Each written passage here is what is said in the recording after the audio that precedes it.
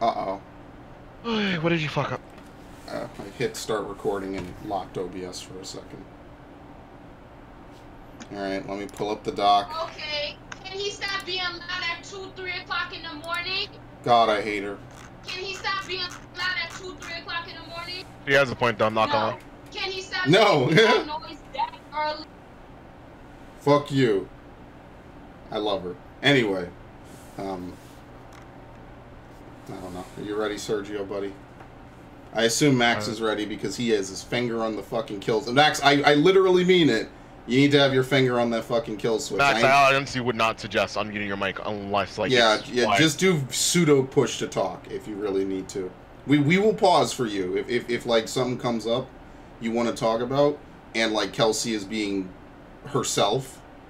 We'll pause because I don't mind because I gotta edit this anyway and yeah I know it's rough, dude. Life's rough. I know it sucks, but something else. I feel like what's the city with all the glass in the windows? Elmore? Crystarium. No, Yulmore is the fucking fancy ass shit. Is that the one with the fat rich people laughing in the trailer? the fat cats. Yeah. I hate that fucking place. Wait, so what's the place? Is it Slide F? Is that the place with all the windows and shit? Yeah, that's all the same place. I don't have any slides of Yulmore. I didn't catch any. Okay. Oh, is it called Norvrant? Is that the name of the town? Yeah, Norvrant. Basically, Idleshire 2.0. So it's Norvrant, like Vrant, like Nor, like Help. Normally towns with Nor or like Help. northern town. Help. Anyway, it doesn't matter. It's just now I know that's how you say it. Norvrant. Norvrant. I mean, you listen. You put more thought. I am assuming that the town's like proper name is like Brant or some shit like that. V is kind of odd. Is that important in Final Fantasy? The places you explore in this. Here we go. Brant. Hold on. Is Brant is spell Brant for me? B-R-A-N-T. B-R-A-N-D-T. I feel like there was a place called it. Brant is the protagonist of Final Fantasy: The Four Heroes of Light. Yeah, that's really, yeah. Okay, there we go. Wait. Because is this some Bravely Default tie-ins? You generally do not see like Brant is a corruption because someone like going back to olden days and how towns and places used to be named. Someone misheard it and then that became that became the name. Place. Yeah. Yeah. Tap to. You mind? You fucking deleted the word describe. I closed the tab by accident and that happened. I apologize. Ruining my podcast before it even starts. Excellent. Let me check the Reddit first really quickly before. Hold on. Unfortunately, the Reddit is probably the best place to get info about this fucking game. I know, it's the worst. I actually need to reboot. I'm not going to do it now. I'll do it after. Okay.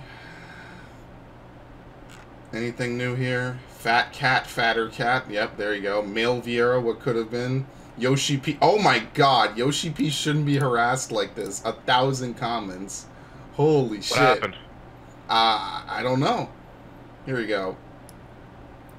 This might go against the grain. Helmets and headgears will not show Hrothgar on launch. Oh, yeah, I don't like the new races. I think they should have just stuck to Viera and called it a fucking day. No, if Viera was going to be female only, they had to do a male only race. Sorry. I know, but just here's the thing, and that's kind of what this post is about. They didn't want any male Viera in any Final Fantasy game, so they just want bunny sluts the race, and just here you go, you get some ugly cat men to compensate. I am so done. Do you see Become What You Must in the Reddit? No. I am actually fucking dead. Holy shit. It's common. Yeah, I see it. Yeah, I see it. Look at that shit. I am done. Cleric Look how much they pay white mages compared to scholars compared to astrologians. I am done. Wow. A scholar gets 1 gil above minimum wage. Wow. There you go. You get no dancing, bitch. Yeah, and become a dancer. Yeah, you think any of these fucking healers are gonna become dancers? You out of your fucking mind. Dancer is gonna disappear like a motherfucker, dude. He fantasia to a croc. I am so done. What a fucking mistake this is. Anyway, let's. Is there anything here valuable? Yoshi is not the sole owner of the Viera race. Square Enix will have to have approval, which they might not give if they didn't think Final FF14 was the first game. Yeah, well, they'll never think that. I mean, Viera have been a thing for literally decades. With the addition of dance, now bars and machinists get the experience of the menage a trois of rolling on loot. Only dragoons and ninjas have the luxury of a single they have the class luxury here. of exclusiveness. Actually based. Actually, I wouldn't be surprised if the loot tables actually reflect that. I have actually like dragoon gear seems relatively rare. Well, yeah, but, you know, I don't think so, but it's possible. Maybe they slightly tweak the numbers. But, I mean, on the flip side of that, it's like, ninjas only share loot up until binding coil shit. Or final coil. They share loot, technically.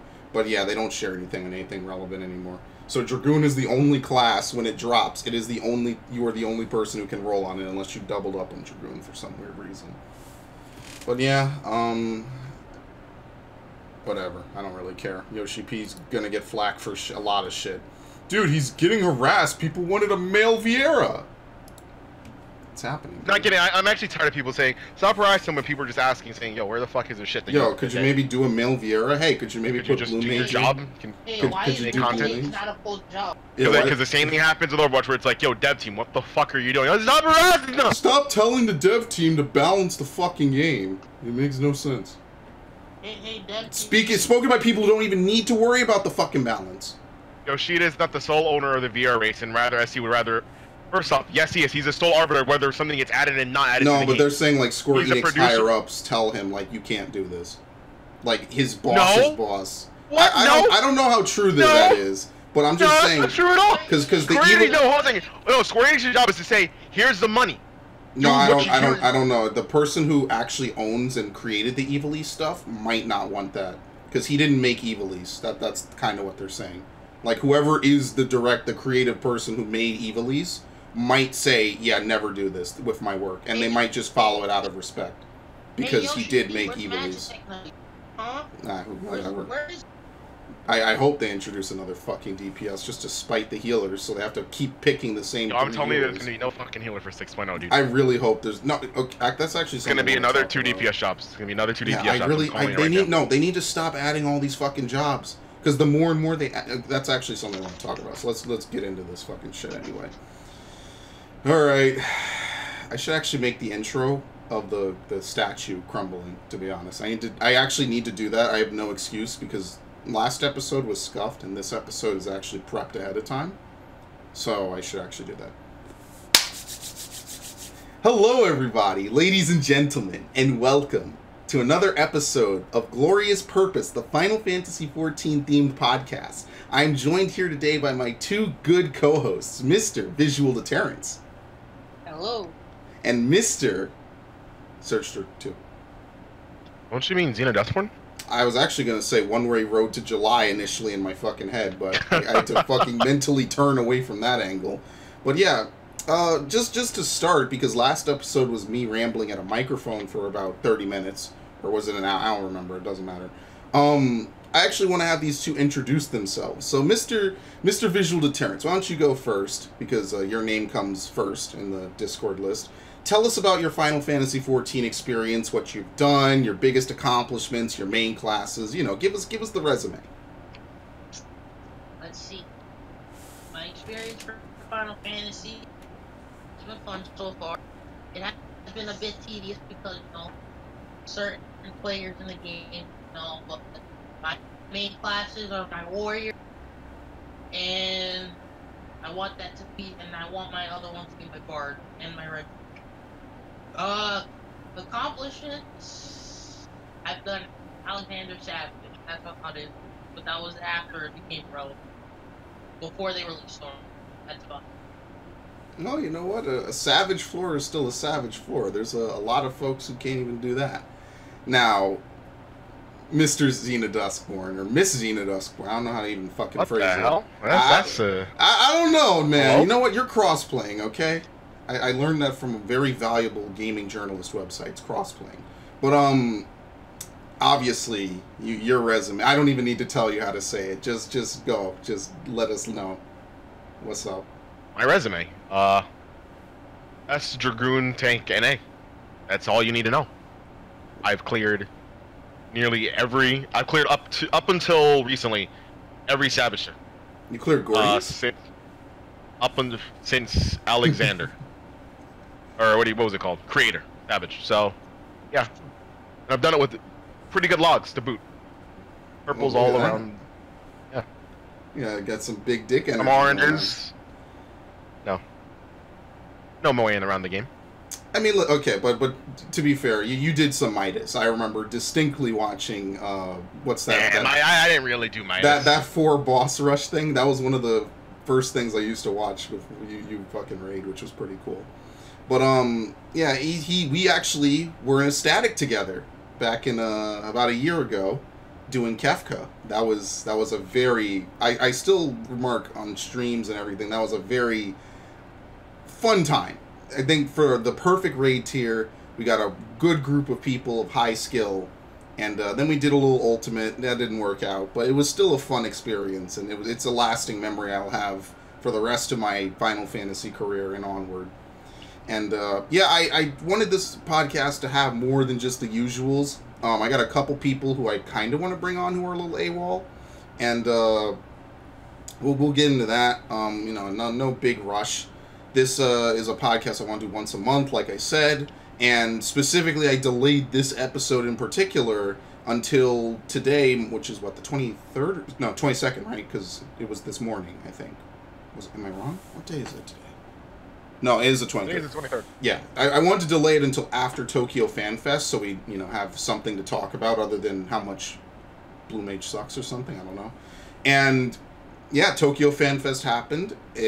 I basically was asleep until 5 minutes into the presentation, so shout out to Mr. Jimmy Soundwave for holding it down even when, again, I'm asleep when I should be streaming, which seems to be a reoccurring thing between this and the Pokemon event.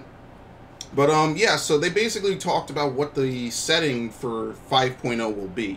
So as we already know, the patch for 4.5 Part 2 will come out this Tuesday on the 26th, and what it will entail is probably the concluding arc leading up till whatever the fuck is going to happen.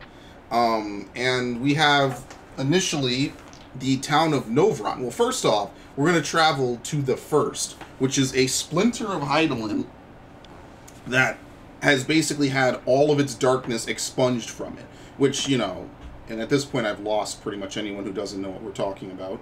But if basically, because of that, you might think, oh yeah, that's great, darkness sucks, yeah, fuck it. Especially with Kingdom Hearts, we know darkness sucks, yeah. And that's kind of not the thing, and that's actually what we've been leading up to in Shadowbringers with the mysterious voice telling us that a great purge is coming, and, great light flood is coming. Yeah, the flood of light. And it actually, I actually want to skip ahead. So this is, everyone here knows this, but when they referenced, it was actually first in Final Fantasy III, where they talk about the Warriors of Darkness, spoiler alert, show up at the end of the game to help you defeat the Cloud of Darkness by weakening them. And what ends up happening is they tell you that long before you did what you're doing, they had to fight against a flood of light that threatened to engulf the whole world, and presumably a cloud of light that existed as well. So when they mentioned that the Crystal Tower raid might be really relevant for for Shadowbringers, it is highly likely this has something to do with that, because that's where the concept of the Warrior of Darkness first appeared, because it kind of was meant to show that there's balance, and that it's something that's meant to be held in high regard, and not just, oh, light wins, cool, the end, which is what we see in a lot of games and other Final Fantasies. And I actually just realized that is a fucking thing. It's also been like 5 years, and I haven't seen the cutscene in a while, but I'm pretty sure the ending cutscene, when they're crossing that bridge, I think it was a bridge to another shard, and the cat guy got left behind, or he chose to stay behind to protect his people. It turned out that he was apparently the king's reincarnated form. I think it was a descendant. I think it was a descendant. Yeah. Or something. But they need to do a better job with the story. They need to recap that, yeah. From 5 years ago. But as our good friend Zervin once said, good and evil, the war eternal. The war eternal. Nothing that can just end. It must continue. My doubt is fled. Oh my god, I love Zervin's voice acting. Yeah, no, I think it wasn't a shard though. It was the Crystal Tower has like secrets or something, and he didn't want. He's like staying in there in stasis to like prevent Eorzea from accessing it and bringing about some premature destruction using the Dark World or something. Again, it's kind of weird because that whole raid is basically one gigantic rip of Final Fantasy III's ending with the labyrinth, the tower, and then surprise, the World of Darkness at the end of the tower. It's literally shot for shot the end of Final Fantasy III. I think it's kind of cool that they're going back and they're implementing a previously established story as, again, like what they're doing hopefully with the Ivalice raid for, I don't know, maybe 6.0 at this point. Like, being able to say, okay, this is what we want to have happen. We're going to bring back some old shit to keep it relevant. But like you said, on the flip side, you got to remember that most people do not rewatch these cutscenes. In fact, most people probably skip these cutscenes because they just want to roll on their loot or whatever. And I mean, even if you do want to stick around and watch it, it is still a time-consuming thing you do once and then you basically never do it again. And as Mr. Visual Deterrence and I once figured out, there's a lot of people in this game who beat shit once and they never fucking beat it again. And expecting them to remember how they beat it. The only time I do content is for the first clear, and to get whatever loot comes from it. I don't find it fun to re-old old shit. I mean, yeah, I'm the type of dude. Yo, take it easy, dude. It's okay, man. But dude coughing like he came out of Lost City of Amdapur.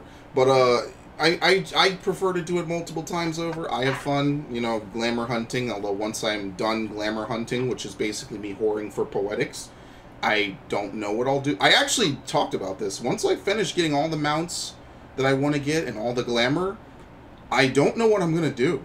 And that kind of scares me because as we go on, it's becoming more and more of a reality that I'll inevitably get all the relic weapons and all the mounts that I want from like the primals and shit. And what will I do after that point? Because I don't even run Savage anymore. If I don't want to do Final Omega again, it's not fun to me anymore. But yeah, no, I don't. A lot of people just beat shit and then they don't do it again. Like, they might do a roulette, so maybe they'll do it like once a month, if that. But they don't watch the cutscenes again. Sometimes people just log on, do new shit, leave. If it doesn't benefit them towards Savage or something, they just do that. And they need a recap. They need something to be like, yeah, this happened last time on Crystal Tower Adventures, because the last time that Crystal Tower was updated, they didn't have the stack marker. So people still died that mechanic in 2019, which is hilarious.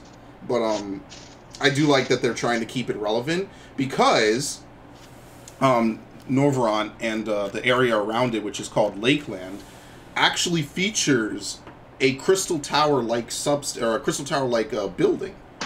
And in fact, one thing that we... Yeah, you're all good. One thing that we actually realized from Lakeland is that it's basically Mordona, actually. I think they kind of pretty much confirmed it. Mordona is this big wasteland, kind of. It's kind of really a messed up place, because not too far from it is the Cardinal Flats, which is where Dalamud fell, which basically... Not just that, but there's a cerulean processing plant, that too, yeah. Cerulean wreaks havoc on the environment. Yeah, ceruleum is that de facto living liquid that hates everything and just fucks it all up. And Mordona, not only that, even if that wasn't enough, they have the... what's it called? Because they have the cerulean plant on the east side in northern Thanalon, but they also have the... what's the fortress called? The Castrum? It's not the Praetorium. Castrum Meridianum? No, actually, yeah, you're right. The Praetorium, Castrum Meridianum are also in northern Thanalon on the east side, but there's that other Castrum on the west, right? I think. I forget what it's called. But basically, in that area, there's a lot of shit that happened. That's also the site of the great war between the Dravanian Horde and the Imperials, which is how we ended up with Keeper of the Lake, and how Midgardsormr ended up basically getting gutted by a fucking ship, but he killed everyone on it, so it kind of worked out. And that whole storyline. So our Mordona in Hydaelyn on the main shard has basically been ruined. It's kind of not as bad as some other places, but for the most part, it's been permanently altered by the numerous wars and fights that to this day kind of still happen there.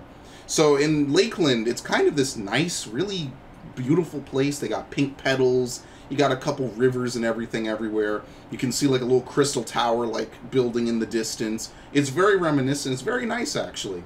And that's kind of the first thing that they talked about. Actually, it's totally not the first thing that they talked about.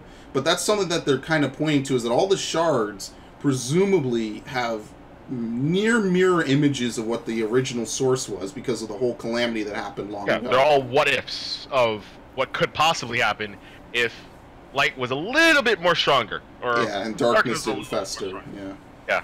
But that's what happened with the Warrior of Darkness. His world was they did everything by light. right. It was they did everything right, and they were like, Did they say if he was from the first? They specify what shard he's from, but I don't remember. I think it might have been like the fourth or something. I forget.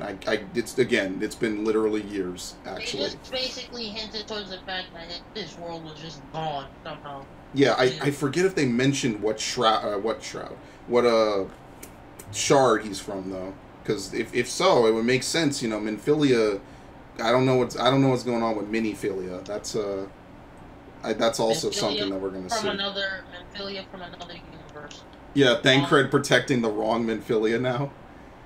I'd be so heartbroken. Or she's like Minfilia reincarnated. Minfilia is quite literally like the guardian of the shards now. So there's like a different Minfilia for every single shard, or something.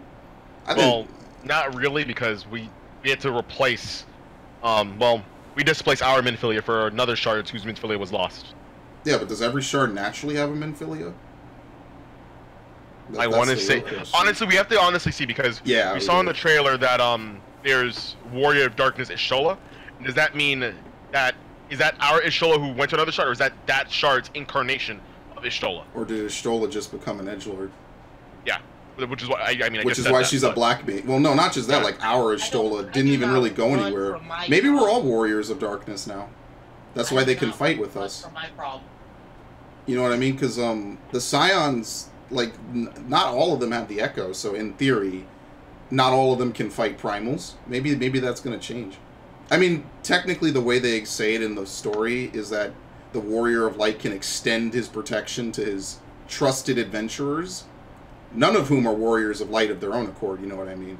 But, yeah, it's weird. Trying to make sense of it on that level might be a little too much, but I like that, dude. She went from being a boring conjurer to a black mage. And everyone getting job crystals is actually pretty lit. I think it's about time that, you know, they actually do something more than waste time casting basic spells. And what I'm actually interested... Yeah, go ahead. My boy Thancred finally starting to get... I like that he's a tank now. Since they killed off the last tank that showed up. And, you know, who no one even really remembers. Why would you all forget Moonbreak?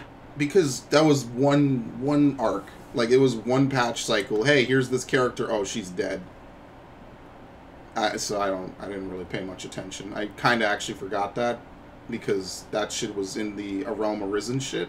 And let's be fair, that might be the most boring part of this whole game, because nothing really happens. It's kind of just until Ilberd is like, yeah, fuck you, because you don't want to help Alamigo right this instant. Yeah, it was pretty boring.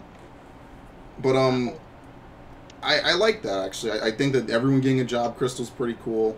I actually want to see what happens with that, because the story, you can only experience it once, right? And we did have a failed Stormblood playthrough, unfortunately, and I'm determined, come hell or high water, to do a playthrough of Shadowbringers. Now, actually, Sergio, do you have the early access? I haven't bought it yet. Well, you're going to get it, right? I think? Yeah. Okay, I think everyone... That's the problem. Everyone kind of gets it. And that if it wasn't everyone that got it, it might be a little bit more selective a bit. But everyone can get it by just pre-ordering early. And that's just basic. That basically means everyone who cares about the game enough for a week is just going to be on it. It basically doesn't mean much. But, yeah, we'll play that. And I'm doing it come hell or high fucking water. Now, the rules I'm going to set is that if I can't get it to work in like 2 hours, I'm leaving. Yeah, that's it. I will wait until there's confirmation. Have another error occur in the system. There probably will be. I don't believe that they're going to fix that shit. But what they did say that gives me a little bit of hope is that there will be 9 dungeons, I think they said at the start. So, and which is way higher than the usual, what is it, 6 or 7 we get. So I'm confident that they'll maybe have a dungeon at the start at like level 61 or 71, just to kind of gate it off before we get to like the instant shit. If they're not going to fix that, that would be nice, I think, because then we could say, okay, well now all the DPS players can wait in the literally infinitely long queues, and the tank and healers can just go, you know, skirt by. That's how the world should work. I'm sorry. If you disagree with that, you're a DPS player. I mean, that's pretty much how the world works. Sorry. What do you want me to do? Lie? That's how the world works. I mean, hey, listen, not all of you could go level up tanks right now. There's no penalty. I have a tank at max level. What are you talking about? Well, no, I'm saying like people who disagree and are only DPS players. You could all play tanks. There's literally nothing stopping you. Go level up Dark Knight. Because that's unfortunately what I'm going to make the mistake of playing when this shit comes out. And I'm going to do it because, you know, that's the whole story, right? It's like, oh, you're a warrior of darkness, dude, Dark Knight. And that'll be fun. And there's probably going to be Dark Knight specific lines. Yes. Meanwhile, Monk gets cut out of this entire expansion while it's a Monk. Monk expansion? No, fuck you. It's the Ninja and Samurai expansion. Yo, the Monk quest was so sad. Bro? No, Machinists get nothing. Machinists will have their expansion. It'll be when we invade Garlemald. They'll get to do the Mustadio shit. They'll get to put on, like, flying armor. That'll be their ultimate form. It'll be their Blood of the... or Life of the Dragon. They'll just, like, put on a Gundam suit or some shit. Oh my god. That's coming, and it'll be beautiful. But, yeah, no, I guess to kind of elaborate more on the actual plot. In Lakeland, the town of Novrant is, it exists. And one thing that Sergio pointed out ahead of time is that Vrant, because we broke down the word because we're analysts here, is Norv usually means north of something, and Vrant, when I actually Googled it, and this is legit, it came up with Brant, who is a character from Final Fantasy: The Four Warriors of Light, which is a game which I believe, if my knowledge is correct, was on the DS and came before Bravely Default. So we got some weird connection. It's like the basis of Bravely Default. Oh, this is like this is OG Tiz. What the fuck? Yeah, he literally looks like Tiz. And this is kind of why it gets very interesting, because now we kind of got, you know, it's Final Fantasy, right? They all share lore. But it's kind of interesting to see how all these names are coming together. Now, who knows how much this will matter? Could just be a reference, you know. But, I mean, it wouldn't be much of a podcast if we dismissed every single thing as a coincidence. That would be like the reverse conspiracy theory podcast. So, Novrant is the place on the first where all the different races and cultures are located here, which is, it makes it the biggest town that remains.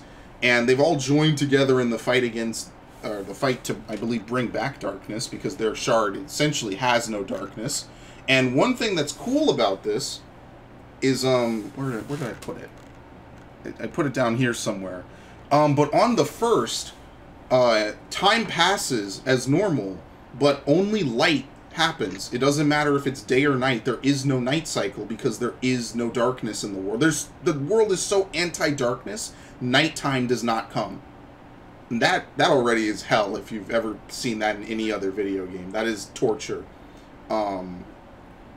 So part of the journey is to bring back darkness literally to the planet, bring back a day and night cycle, and there's going to be new weather to reflect this. There's going to be all kinds of different things. That's actually going to be really interesting for gathering nodes, because assuming that it's not just Norbrant but the surrounding areas, if there's no nighttime, that means you literally cannot gather during the night because it doesn't exist. Yeah, or there's no prompt, you know what I mean? Like, is it going to be a thing where, like, only when you haven't beaten the story, so therefore you can't do the gathering, like, there is no night, or is there just never going to be night outside? So just to double check, is the Crystarium in Norbrant? Yeah, I think that's a part of Norbrant. I think it's like a big building. Fun fact. If you look at the first ever Final Fantasy XIV trailer,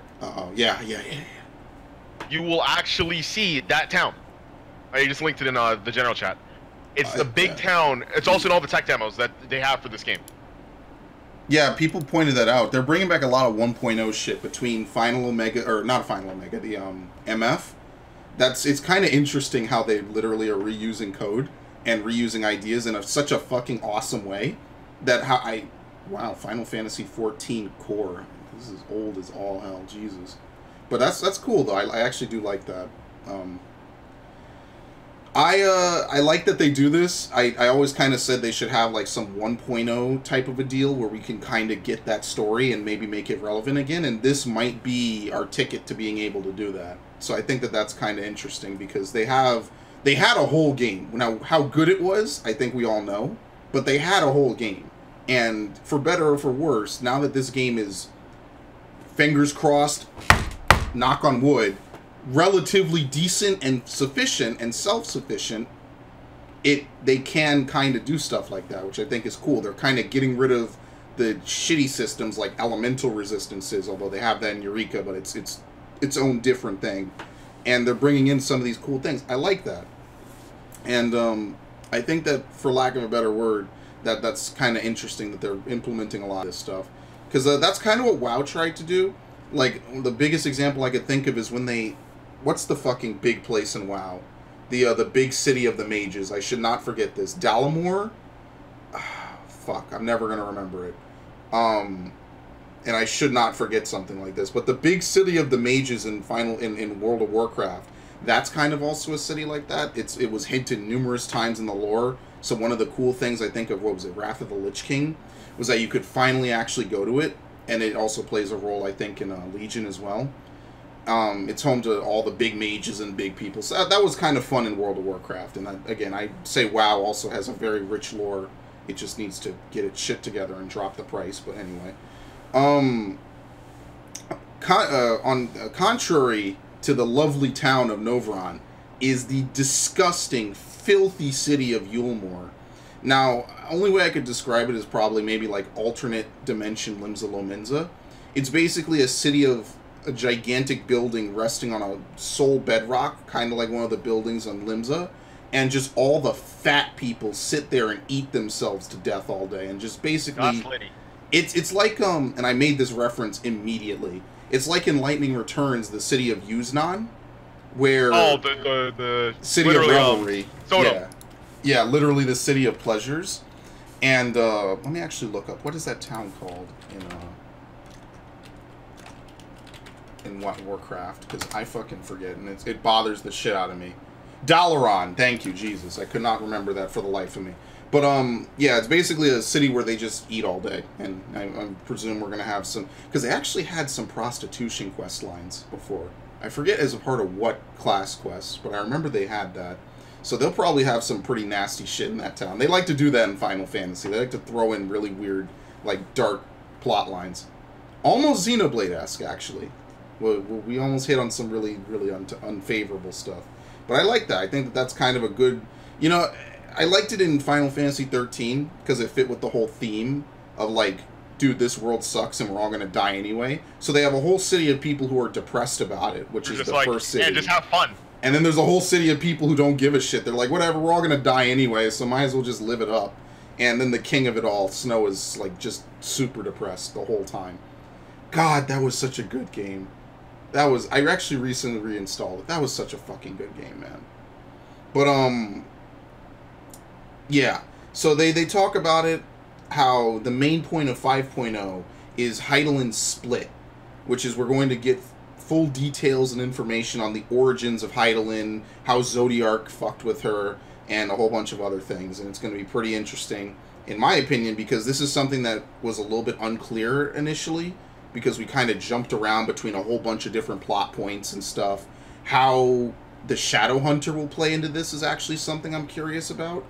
How the rest of the whole Authority Alliance and Evilise and everything will play into this is something interesting. Now, this is my theory. I do believe that the Raktika Greatwood exists on normal Eorzea because all the Evilisian races exist in normal Eorzea. And they're called what they normally are called in normal Eorzea. But I feel like the vast majority of this expansion's areas will exist on the first. I feel like, what is it? We have the Raktika Greatwood. I don't know if Ilmeg will exist in normal Eorzea. That might not happen. But I'm confident that the Numo only exist in Evilisian races. Because we have the Bongo already. We have the Viera. And, I mean, I don't like the way the Moogle... Like, the Moogles are the typical thing. They're everywhere. Who cares? And also, it'd be interesting to see exist. if it's a different type of Moogle, like if it's like if it doesn't look Yeah, like the same as Evilesian ones, yeah. yeah. Because the Evilesian ones, they don't have the dashed eyes and big white fur. They actually are kind of a little more anthropomorphic. They have more defined bodies.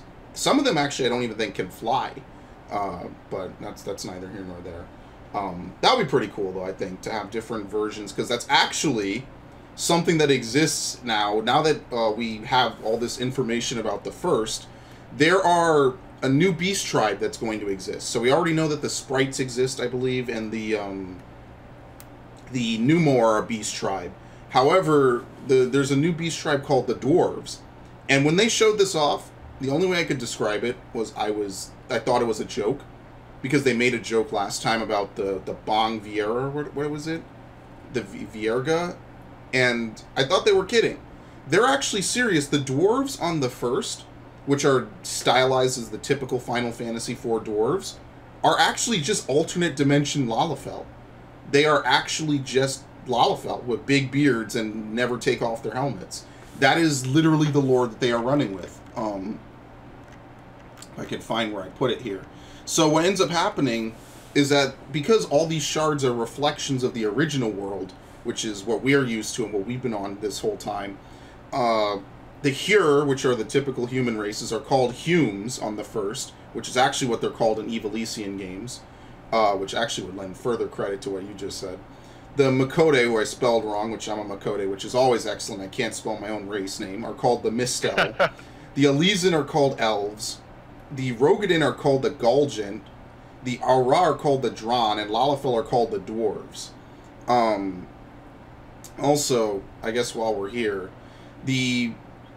since this world is basically almost fallen to light and is basically about to not exist anymore because it has taken on so much light and has no darkness, the world is populated by monsters called Sin Eaters, which are monsters that are so tilted and exposed to light, they essentially look like demonic angel creatures. Like, think Final Omega's face on literal monstrosities, and that's basically what they look like. The Winged Knight from the trailer, which kind of is, again, reminiscent of the Lost City of Amdapor statue, which fights you in Lost City of Amdapor Hard, and again in that one Scholar quest, is called Innocence, and he will be a reoccurring character with a large role. So he's not just a one-off little, hey, cool boss thing. Which makes me believe that the Amdaporians, which is historically a city of people who are white mages before they were killed, I think, in the 5th Astral Era or 5th Umbral Era, when they fought with Imhotch, which is a city of black mages, and the poor scholars of that one city of Nim got caught in the middle. They all wiped each other out, and it makes me believe that they actually had some contact with the first. Or something. It's one of those cases, like, you know, the unknown in Pokemon is like what came first, the unknown or the alphabet. It makes me wonder what came first, the statue or this creature which the statue is based on. I'm leaning towards the latter, because now we know that this thing is actually something that exists and it's a big character. I believe that he'll be something pretty important.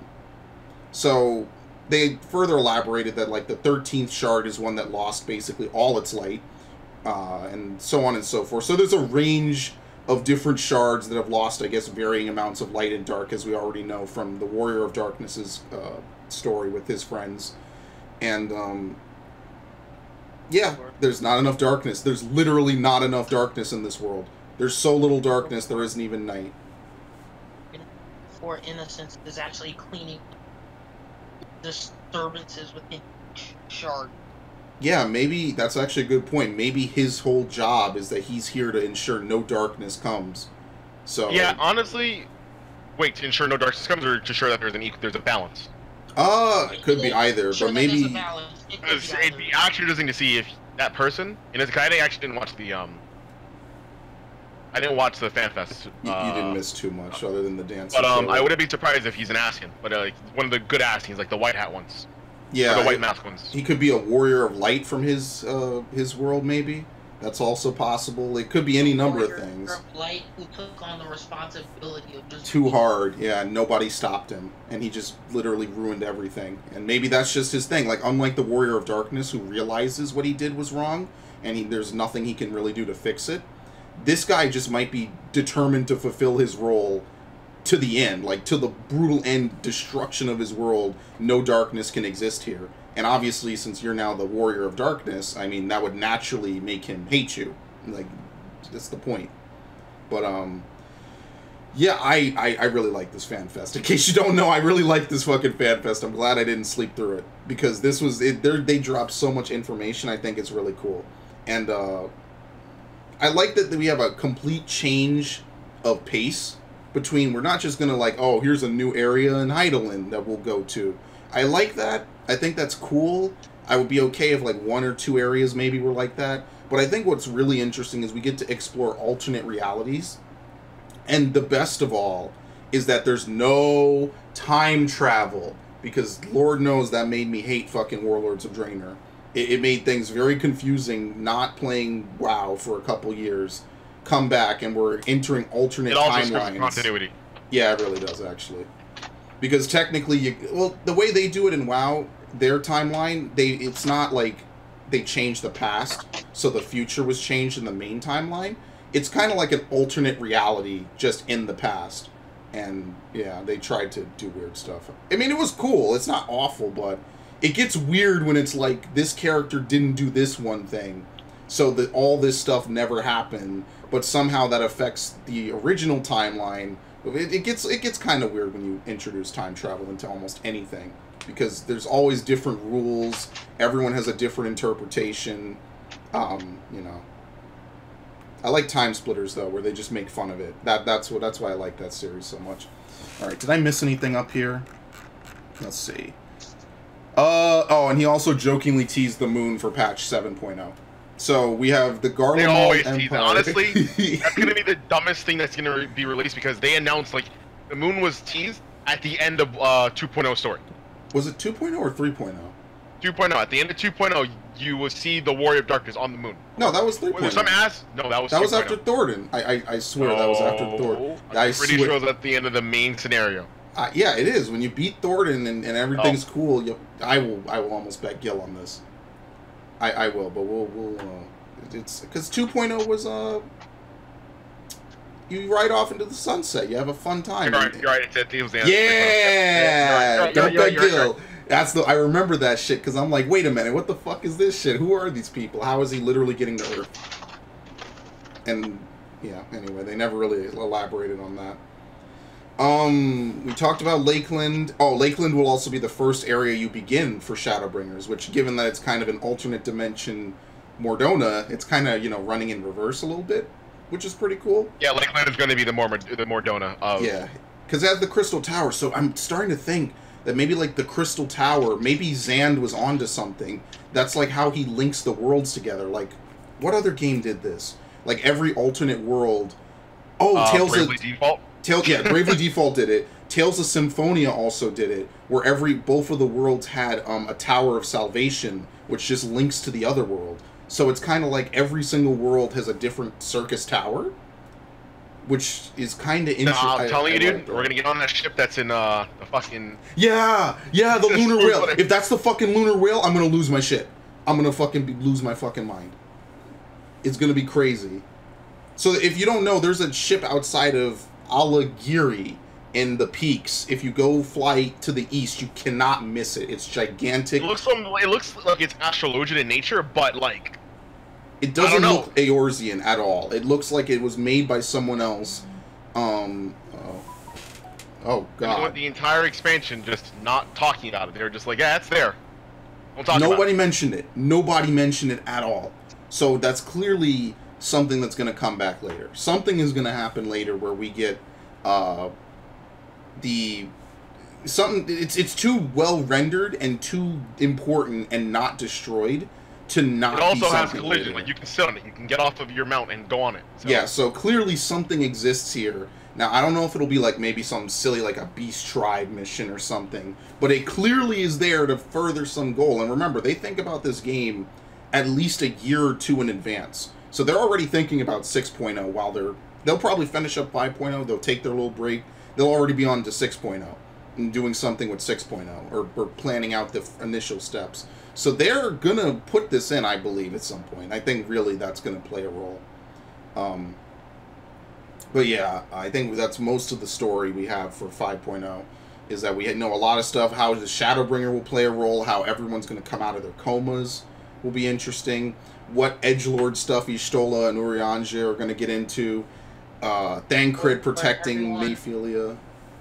Where everyone in the coma is just trapped in some like mind by the white ass. I actually felt bad for Alice because I didn't expect them to put her in a coma. I kind of expected her to take the lead role now that she's not just some character from Binding Coil, and she's like a full-fledged character since 3.4. I kind of expected her to take the Alpha Node role a little bit, because Alpha Node, if you remember, like for the last 2 expansions, he's kind of been the butt-buddy main character who just exists and he helps us out with stuff. And I mean, he has done some stuff since. He actually appears a little bit in, what's that dungeon? Siren Song, because he's on the boat with Lise. But then he stays on the boat and doesn't help us fight, which is awesome. But, I guess moving onward to that, that's been a reoccurring thing this entire expansion, is that you have actual Scions in combat with you. From the end of Alamigo, or, well, from Alamigo, where you have a couple people showing up, if you actually wait after killing the Scorpion boss. What's his name? Max, what's the Ishgard dude's name? I can't remember. Yeah. Emmerich? Emmerich, yeah. Yeah, Emmerich. Emmerich will run by with Lucia. I think it's an Easter egg, because when he runs by and phases out into the next zone, he's not there. But it's kind of interesting to see that. Then later, Siren Song also had Lise and Ida on the ship with you. If you do the Gimlet Dark, they're at the end, throughout the dungeon, basically all the main characters show up in some form in the war. So you have everyone but... Yeah, you have everyone but Raubahn, basically, because Raubahn is giving the command as the leader of the allied forces.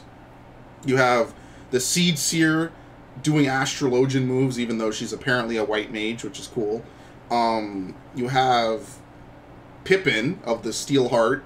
Ida is also fighting with him. You have... Dark Knight is so... Yeah, Pippin actually does Dark Knight moves. He doesn't do, like, certain moves like Blood Spiller, I don't think. But he does do, like, Power Slash and stuff. Like, you could see by the way he holds his weapon. That's a recurring thing, though, by the way. It's just because he uses a single sword, and they didn't want to give him... The typical there's no sword class. There's actually no sword class that's DPS. So. Yeah. Well, I think... And Paladin also, their animations are designed... Everyone has with a shield, yeah.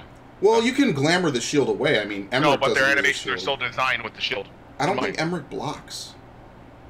But yeah, I mean, I think they wanted to make him diverse, you know what I mean? They didn't want to have 2 characters, Emmerich and Pippin, do the same boring paladin shit. I think that's kind of interesting. It doesn't mean he's a Dark Knight, unfortunately, but that would be fucking cool. Alternate Dimension Pippin is a fucking Dark Knight. That would be, you're getting a little crazy. This Shadowbringer thing is happening. What if the Dark Knight trainer actually becomes relevant to the main story? That would be cool, because Estinian is relevant to the main story of Heaven. He's very relevant to the main story of Heavensward. So, I forget if there's any other class teachers. The Seed Seer, I know, appears in the plot, obviously. She also appears in the White Mage quest, but that, to be fair, is... She's the leader of the city, so I don't know how much that you want to take. Like I said, the Scholar quest, they have that one statue. I'm really fiending over that, by the way, because when I went back and did that quest for, I think it's like 70, I was fucking losing my shit, because I thought that was the coolest shit ever. And they kind of imply that the statue might be permanently dead, but might come back, which is what they say at the end of the dungeon when you do it normally, is that the statue appears to be dead. But then, then you find out it isn't. So, maybe. I don't know. But, yeah, they have this thing going where you have a bunch of different characters from the story fighting alongside you. So, for instance, Hien, Lise, or Yugiri can actually do a level 3 limit break at the end of the Gimlet Dark. It's randomly determined each time.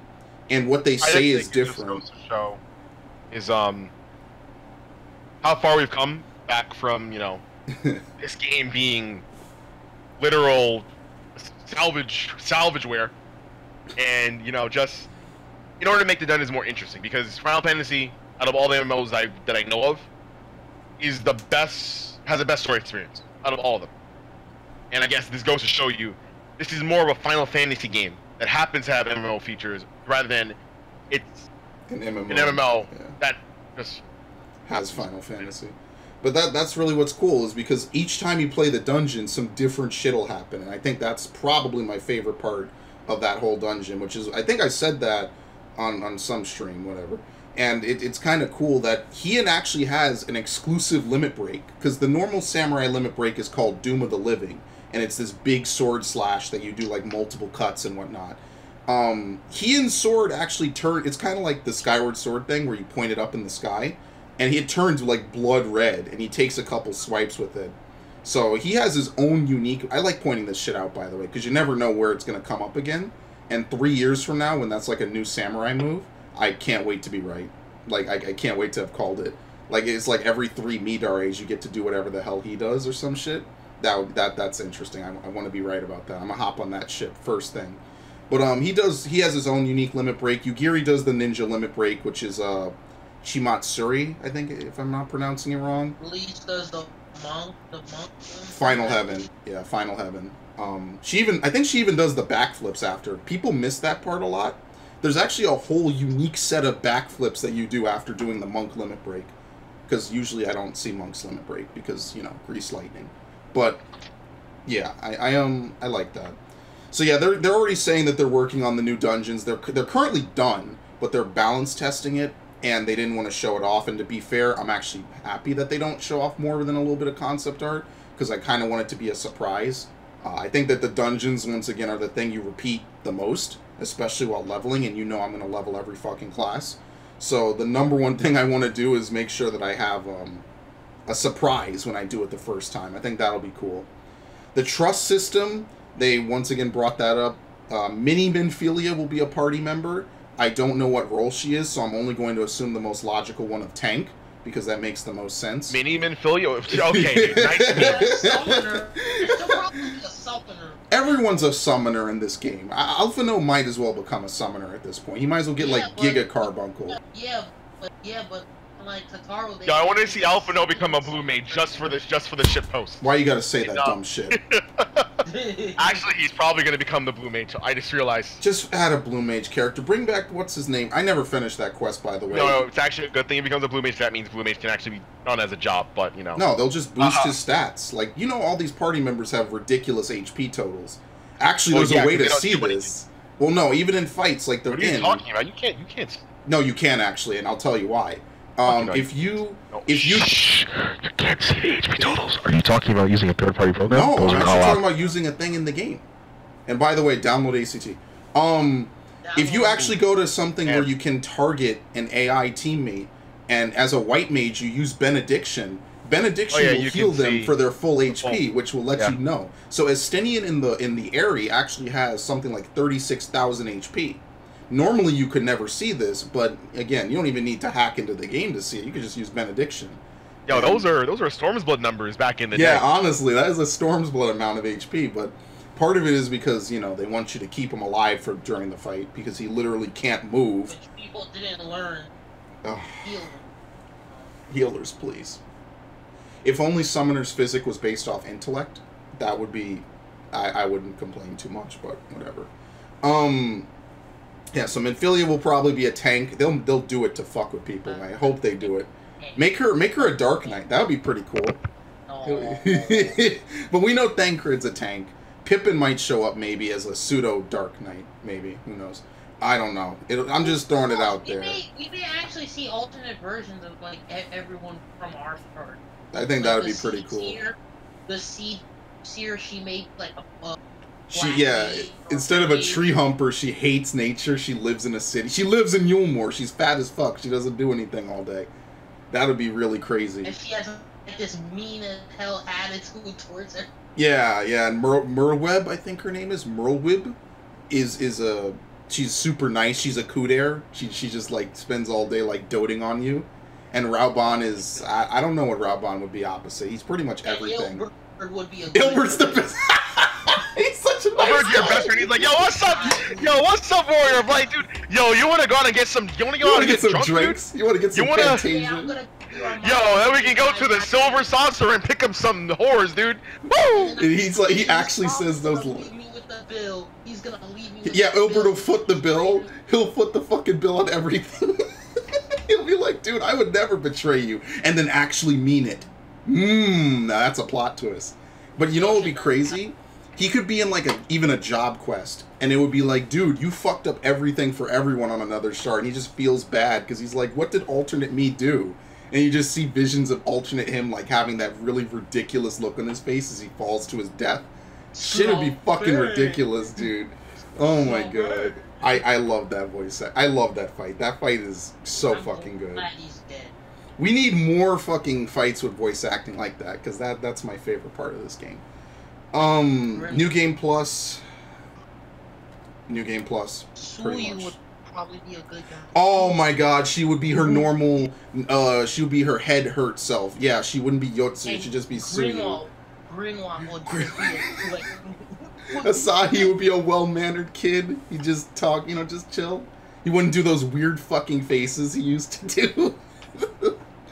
I love that. And Hildebrand is a boring man who only has one face all times. Doesn't cross-dress, doesn't do anything. Dresses like a poor dude instead of a suit. I need to finish that quest, by the way. I need to do the Dragon's Neck Coliseum. I never did that. That is the only A Realm Reborn content I do not have unlocked besides Final Coil. So I need to actually do it someday. Just for 4 tons weight, by the way. Yeah, New Game Plus, they're still talking about that, which again, if they do pull it off well, is basically a one-of-a-kind thing. That has not been done. Fun experience, honestly. Yeah, to replay some quests and stuff, I think that would be pretty cool. And maybe it would be nice to level up your I think we might have talked about that on something. It might not have been this podcast. It might have been beyond. Where the only thing I don't want them to get mad at is someone finds like the best way to like grind experience at a certain level. I'd be okay with them nerfing the experience you get if like you're above the level. Because I don't want them to say, well, look, people fucking did something that was efficient and we what? hate People were you. AFKing in Eureka, yeah. games. Let's just nerf it. Let's just nerf experience for all custom games. Because the last people time for doing that. Yeah, because the last time they did that shit, I mean, well, that was Overwatch, but the last time that happened in Final Fantasy was Anemos, where people did the Fate Train. And knowing that people liked the Fate Train, they intentionally ruined it for Pagos to start. And that's where I quit. I'm not going to lie, I quit. I mean, I don't need to lie, I haven't done Eureka seriously in almost a year. Since, like, last June, whenever that happened. But yeah, no, I hope we don't get that. So they need to nerf it. Like, you're above 2 levels above. Fuck it, nerf. I don't even want to have to be like, but look what they did to it. But I do like it. Like, I don't want to be too negative about it because it is unique. Like in WoW, you can't replay old shit. You can't even queue for old dungeons in WoW. Once you exit the level range, you can't even like queue for it just for fun, which is good and bad. It's good because you never level sync and you never like level up other classes on that character. But it's bad because I guess WoW gets kind of boring, and it's kind of why I don't play it, actually. This is not a WoW podcast, but it comes up because that was the game I spent a lot of time on as a teenager. And so did so many others. Restoration of the Holy See of Ishgard is going to be story, not just turn-ins, and it's content not just for 5.0. So that probably leads up to us building an apartment building somewhere in Ishgard, which will be nice. I don't think anyone here care about doing gathering for Ishgard. I like Ishgard, actually. You know what? Out of all the city-states... Again, it's more sources to get... I have to finish my gathering experience. for Doma. Yeah, you should... Because it gets boring sometimes being in the same place all the time, crafting a bunch of stuff. So it'd be nice to change locations. So I don't have a problem with it. It's like crafting those collectibles for those turn-ins. It's kind of like that. I prefer it when it's a little more varied and not just, oh, today I'm making 4 cloud pearls, or tomorrow I'm making whatever the fuck it is, the shark spears or the whatever. Like, it's nice to be able to have a little bit of variety, I think, just so you're not, like, because what I do is I just walk over, I check the timer menu. You see this on my stream. I check the timer menu. This is what they want today. So I go into the crafting menu. This is how many I need. Go over to the vendor, and I just sit there for an hour pushing a button. I mean, you know, obviously, if I really wanted to do it, I wouldn't macro it, but come on, let's be fair here. You know, it's busy work. If you can macro an aspect of your job, you'd probably macro it and just watch as it completes. You know what I mean? Like, you wouldn't sit there and redo the same line of code 100 times. You would copy paste it. I mean, that's, you know, it is what it is. Yorha, the Dark Apocalypse. I need to play Nier Automata where it comes out. And let's get to the main meat. I think everyone's been waiting for this one. I think I actually kind of let it slip a few minutes ago. Blue Fever, wherever you are, you have been vindicated of all your crimes. You are literally, you fucking pulled one off on Square Enix that if they never caught you, you dabbed on Square Enix, my dude. You fucking shit on their whole existence. And I feel bad because they probably might know who you are and they might be trying to get rid of you, but you basically leaked everything that was going to remain from Stormblood, and it's pretty fucking sad, but it's also hilarious, and I love you. Dancer is a confirmed class. But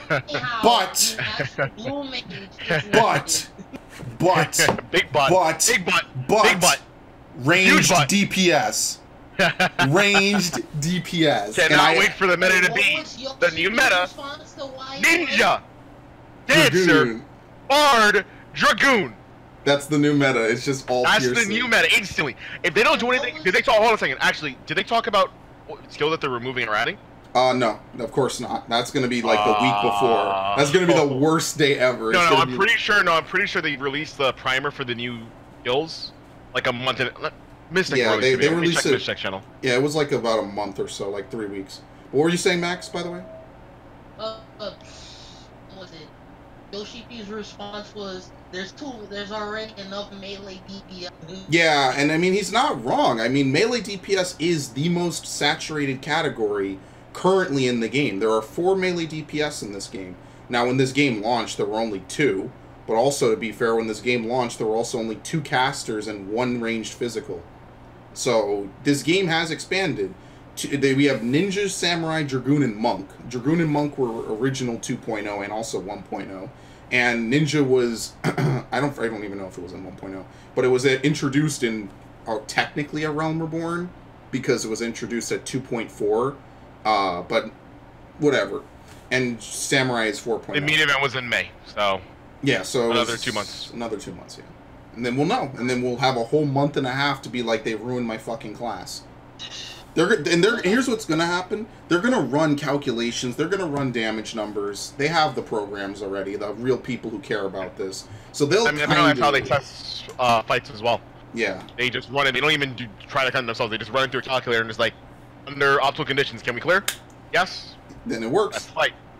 And then they see what numbers do what. You know what I mean? And I mean, that's any game. You're not going to have perfect balance where everything is the same number. I mean, that would defeat the purpose of having different jobs, period. But you can clearly start to see where stuff lacks, especially when it has high difficulty curves, hard to balance gauges. I mean, that's the classes that we know are kind of not that well played now, is Dark Knight, Machinist. White Mage doesn't really have a lot of utility. I mean, Machinist has tons of utility. The problem is that, and Dark Knight does tend to kind of match Warrior for DPS at the higher tier and the low tier, but not really the middle tier of people. And the problem is that at the higher level, these people are so good that they not only do they not ever fuck anything up, and they all have perfect synergy, they just do it so well, and they know it perfectly. Yeah, we had a Rabanaster group. That's actually the footage I have over this video, or will put over it. Is we had a Rabanaster group. We skipped Hashmal's Soar. Like, you were talking like skipping Zervin levels. We basically melted Mateus before, what is it? Before the water phase was over, right? Or right before, yeah. like, that was the fastest I ever killed him. Yeah, I didn't even see the Ice Women skating by. It was just Well, no, that happened, but we didn't do this. We didn't do the serpent. We had a blast, but we're talking people like that, like ultimate clearers, right? Like the top 1%. Yeah, no sand spheres. Yeah, you're right. Holy shit, we literally skipped that. Which is cool to see how the fights are programmed like that in a way, because when you skip shit, you see how the fights are programmed. You see, like, if the boss's HP is this before this check happens, we just skip that code entirely. We don't even bother loading the sand spheres. It's cool. But yeah, these people play so well. They don't fuck up. Machinist at the top level, I take it any day, because that fucking shit is really good. And Hypercharge is technically a better trick attack with a longer CD. That said, the amount of people who can play Machinist I think the math I did before was like 1 out of every 10 ranged physical was a Machinist. And that's really disparaging numbers. You know, that's pretty low. That's not even the number of Dark Knights on deck do Savage by percentage. It's something like 22%. It's like 1 out of every 5 is a Dark Knight. And then 2 and 2. But we'll see. I mean, that's Dancer being a ranged DPS. First of all, no, the whole chat afterwards, because they were kind of curating the chat during the main events. Whole chat was people complaining there's no extra healer. It's delicious salt, glorious purpose, Schadenfreude. Oh, you want to see some Schadenfreude? Oh, go look at Final Fantasy 14. I hate you. What's happening? Yeah, there are some super over-the-top posts, like people asking the dev team to delay Shadowbringers by a year, and people accusing the dev team... An entire year, by the way. Yeah, that would never happen. That would be the end of this game again. Hello? You know, they have too much money riding on this. Like, this game is sufficient, knock on wood, but... Trust me, this game went a year without any content, because Stormblood is over. Yeah, people are... I don't think people are what they're asking for. If they delay Shadowbringers for a year, that means whatever we have right now is what you're going to get for the next year. That's Cataclysm, by the way. That's how WoW first had its big downturn, is that they had a year with nothing almost added to it. That is literally how WoW started its decline into being bad. And this, I mean, there'll always be people who say extreme stuff. Like, I've said extreme stuff. So I try not to. I try to curtail it when I'm not shitposting heavily. Oh, but I do think that some of these things... I need to mute fucking Discord. Holy shit, that's bad. But I do think that sometimes people might take it a little overboard. And a little overboard. That might be a little bit too lenient. But, yeah, I think that no 4th healer, even if the next DPS in the final class isn't a healer, I think that the game will still survive. I think it's fine. I do feel like they feel obligated to match tanks for healers, but I don't think that they need to fulfill that necessarily if they don't have a good idea. Or a decent idea that they can really do. Because right now, the healer meta, in theory, you know, we need tweaks to White Mage, but the healer meta, in theory, is pretty decent. You can take any combination of healers, and pretty much, as long as they're good enough, anything is fine. Now, White Mage has the power heals, Scholar has the big DPS and decent utility, but requires the most fucking skill, and that's, you know, I give credit to fucking Miria for being so good at it. And Astrologian is kind of the wild card. If you pull a bunch of balances, you do really well. But it doesn't have that much by the way of DPS. But I mean, they're all pretty even, which is what I like about it. Now, the tank meta is another beast. I'm not going to get into that. And the ranged physical meta is another beast. I'm not really going to get into that either. But for the most part, for the first time, I'd argue that we kind of have some stability across certain roles in this game. And that means a lot, given that we have this many classes, and there's still work to be done. So, ranged... My only concern about Dancer is not that it's ranged DPS. In fact, I actually like that it throws chakrams. And they said that not all the weapons would be chakrams, but... I'm actually going to be curious if Dancer has to use both weapon slots. Main hit and offhand. Probably not. It'll probably be like Ninja, where 2 weapons, 1 slot.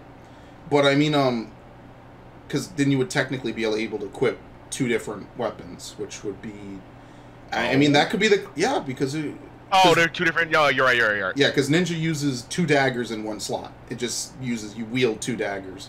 I mean, that would be cool. Don't get me wrong. But that would also make getting best in slot way more annoying. As you see with Paladin, it's already kind of annoying to have to...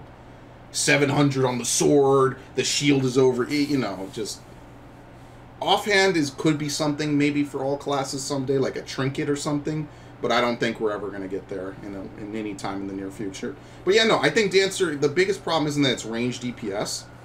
I just think that the biggest problem is that Machinist needs to be brought to relevancy, or otherwise you're going to see Machinists like almost never. And I actually want to learn Machinist. I don't like playing Bard. I can't do it. It's too many fucking timers. I can't figure it out. You gotta watch 2 buffs, hit a button. I can't do it. Fuck it. But I do want Machinist to get a little more relevancy. I want more people to play it because I think it is a pretty cool class, and it is one of the classes slated to get major reworks. So here's hoping. But with a new spanking job on the line, maybe we'll end up with the Red Mage situation where it kind of gets pushed to the side. Maybe we'll end up with the Ninja situation where it becomes permanently meta forever. So you never know, right? Could be good, could be bad. But yeah, for the rest of the Dancer news, you use ranged weapons like chakrams. You perform dances to execute abilities. Some dances enhance your party members. There's no associated class with it, which again, I think classes are kind of going to go away eventually. And it requires Shadowbreakers. Shadowbringers, the expansion. And it starts at level 60. We're going to arrest you, dude? What's going on here? Shadowbreakers. Shadowbreakers. No, Lightbreakers will be the next expansion. We're going to fight Garlemald. We'll kick their ass. And we'll start a civil war. So we go from fixing the civil war in Alamigo to starting one in Garlemald just to say fuck you to them. That would be an amazing plot line. I want it. And we literally fight along, what's his name, Von Balesar. That would be God tier, which, by the way, his reveal was awesome. You called it, but seeing it happen was like fucking great plot resolution. I think that was a really good plot line. So, anyway. It really does feel like they are already setting up for 6.0, even before 4.0 is done, which is interesting because that's kind of what they did for 4.0 before 2.0 was even done. I mean, that is quite literally why Ilberd betrays you, because he's basically setting up for 4.0 and to be a hero, kind of, if you want to, he technically did lead to Alamigo's liberation. I think people kind of skip over that. But he was an asshole with how he did it, but it did work, right? Can't fault what works, And I do like that. So I do believe Dancer will be unlocked in Alamigo. I'll put a few coins in the pile for that because, I mean, come on. It makes sense. Lisa's movement feels like a dancer, so I don't think they'll ever change her to be a dancer, but she had, like, in the trailer, if you remember, I think she was a dancer prototype. Yeah, honestly. Like, if you look at that trailer where they're fighting on the big fist out above Railger's reach, which was in the game and it was cheesy as hell, she actually kind of has that fluid motion of being like, this is basically ranged monk. Let's just say that. Like, I think we could summarize it down to ranged monk. Now, what I am looking... No, go ahead. So we're going to have bards giving singing songs to buff our critical hits? To buff our dances, dude. Yeah. I'm so glad this isn't a limited job. You want to know what makes me truly sad? What? This could have been Blue Mage. It could have been Blue Mage, man. Have to avoid asking about Blue Mage. I know I bitch about it all the time. If you don't like it, you're never going to like this podcast. I think that was a huge... Like, a class, a job, is forever in this game, right? Like, people switch mains. Tomorrow, I could become a Paladin main. Sergio could become a healer main. But a job is forever, right? Like, that's at the end of the day, it's what matters most. It's the equivalent. It's the equivalent of saying, it pretty much is a cop-out, because they pretty much said, yeah, there's a chance that we could just hit a dead end for the job, so we don't want to be obligated to support the job. That's why we're going to release it as a limited job. Yeah, that's their cop-out for saying, yeah, there's no obligation to actually make content for the job. They don't have to rack their brains and figure out, okay, we got to make a new monster. We got to make that way this monster doesn't have a retardedly overpowered skill that the Blue Mage can copy. Can learn, yeah. Yeah, so... It was basically kind of a cop-out to appease fans, and then I feel like, again, I would have preferred it to be delayed, Even forget the fucking, it's released a week after the patch. Just delay it. I feel like that would have been better. Give it some roles, give it some cool, flashy abilities, change up the lore a little bit, because they change up lore in this game. Don't pretend like they never change up the lore. They always like to say, well, we wanted to keep it true. They have changed so many classes to fit with the Final Fantasy like archetype. This game in particular, that again, all these movesets are improv. Outside of jump, there's not a single damn thing in the Dragoon kit that exists in almost any other game, except maybe 11. I'm excluding 11 because it's also Mirage Dive is a move. Used by a thief in Final Fantasy VI. Yeah, pretty sure it's a Dragoon move. No, Locke is not a Dragoon. Yeah, Locke is not a Dragoon. He's a treasure hunter, aka a thief. But I mean, maybe someone else knows it, but that's where it first came out. There's no Dragoon in Final Fantasy VI, actually. Speaking of, isn't that a class in the Final Fantasy? Rogue translates to ninja. Yeah, it's a thief is already in here. Hot shit. Real shit. Apparently a move in Final Fantasy Record Keeper? I don't know. Record Keeper. I don't know. I'm just saying, of all the major Dragoons in this series, Kain Highwind, Richard Highwind, I think, from Final Fantasy II, they don't have that. Actually, Kain is one of the most unique party members in Final Fantasy IV. He basically only knows 3 things: attack, jump, or items. That's all he does. That and until you get to Mirage Dive in this game is a reference to Final Fantasy the After Years.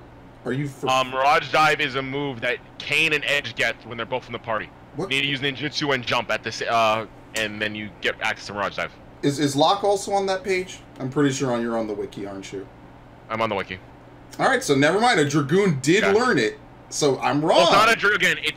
It's a combo move. Yeah, it's a band in that game. A band. Yeah. But the first time it was used, and the one I'm most familiar with is Locke using it, who's not a Dragoon. So okay, it is a Dragoon move. Shit, there you go. Fuck it. They adopted it.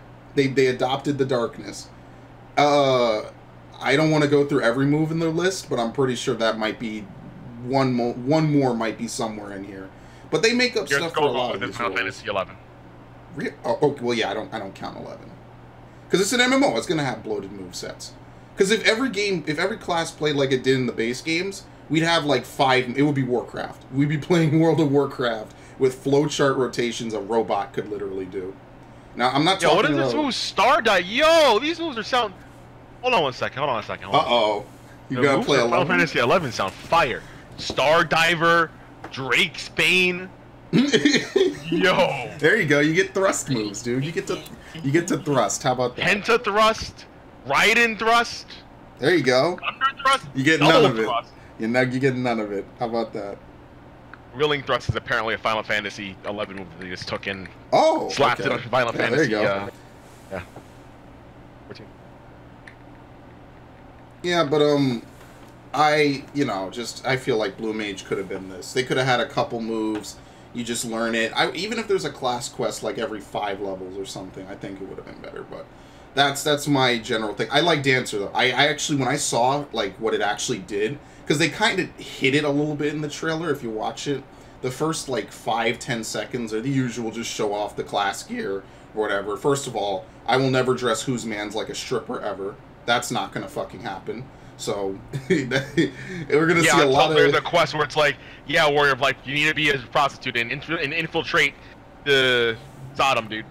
And they actually did do that, by the way. In what's the game called? Early quests, you have to dress up as a Garlean. They did it again, where you have to remove all your gear when you're visiting the Warrior of Darkness, I think. No, you're visiting. No, it wasn't the Warrior of Darkness, but it was during that time. You were visiting the guy in Little Alamigo, the jackass, Ilsberg's alter ego. The fake Griffin, yeah, the fake Griffin. Yeah. I think. Oh yeah, you have to dress up like a beggar or something. Oh my god. See, I forget this shit because it happened so long ago. But yeah, they'll force me to be a stripper, of course. And this is also, they showed off a Viera for this, so I wonder why. But it is what it is. What's next? We already talked about names on the source, ranged physical. Okay, so they unveiled the new high-end raid. So I can't wait to say this till I'm blue in the face. Eden. The apparent premise of it is that since all the other elements are gone from the first, the Warrior of Light has to restore them. So, yeah. Tetsuya Nomura, Nomura-sama, is going to be the character design and the boss design. And there's a new character called Gaia, who uses a hammer. He designed her with a hammer first, and then remembered that 14 has no hammer class, which is Geomancer confirmed. Which is looking likely, by the way, since Dancer isn't the healer. Yo, am I about to be right again? There's my Magitech. Never. 6.0. 6.0, they'll reuse those moves, and they'll make them for Magitech Knight. Don't you worry. Actually, yeah, why the fuck? Damn it, I hate Gunbreaker now. We could have had Nero teach us how to summon a hammer from the heavens with our Magitech armor. Instead, we get to pretend to be Squall. Hammer Magic Knight is going to be the healer class in 6.0. I will fucking puke. God damn. Because remember, he pulled out a hammer, dude. He pulled out a hammer on stage. I hate everything. Let's get to the one thing I really didn't like. And it makes me uncomfortable.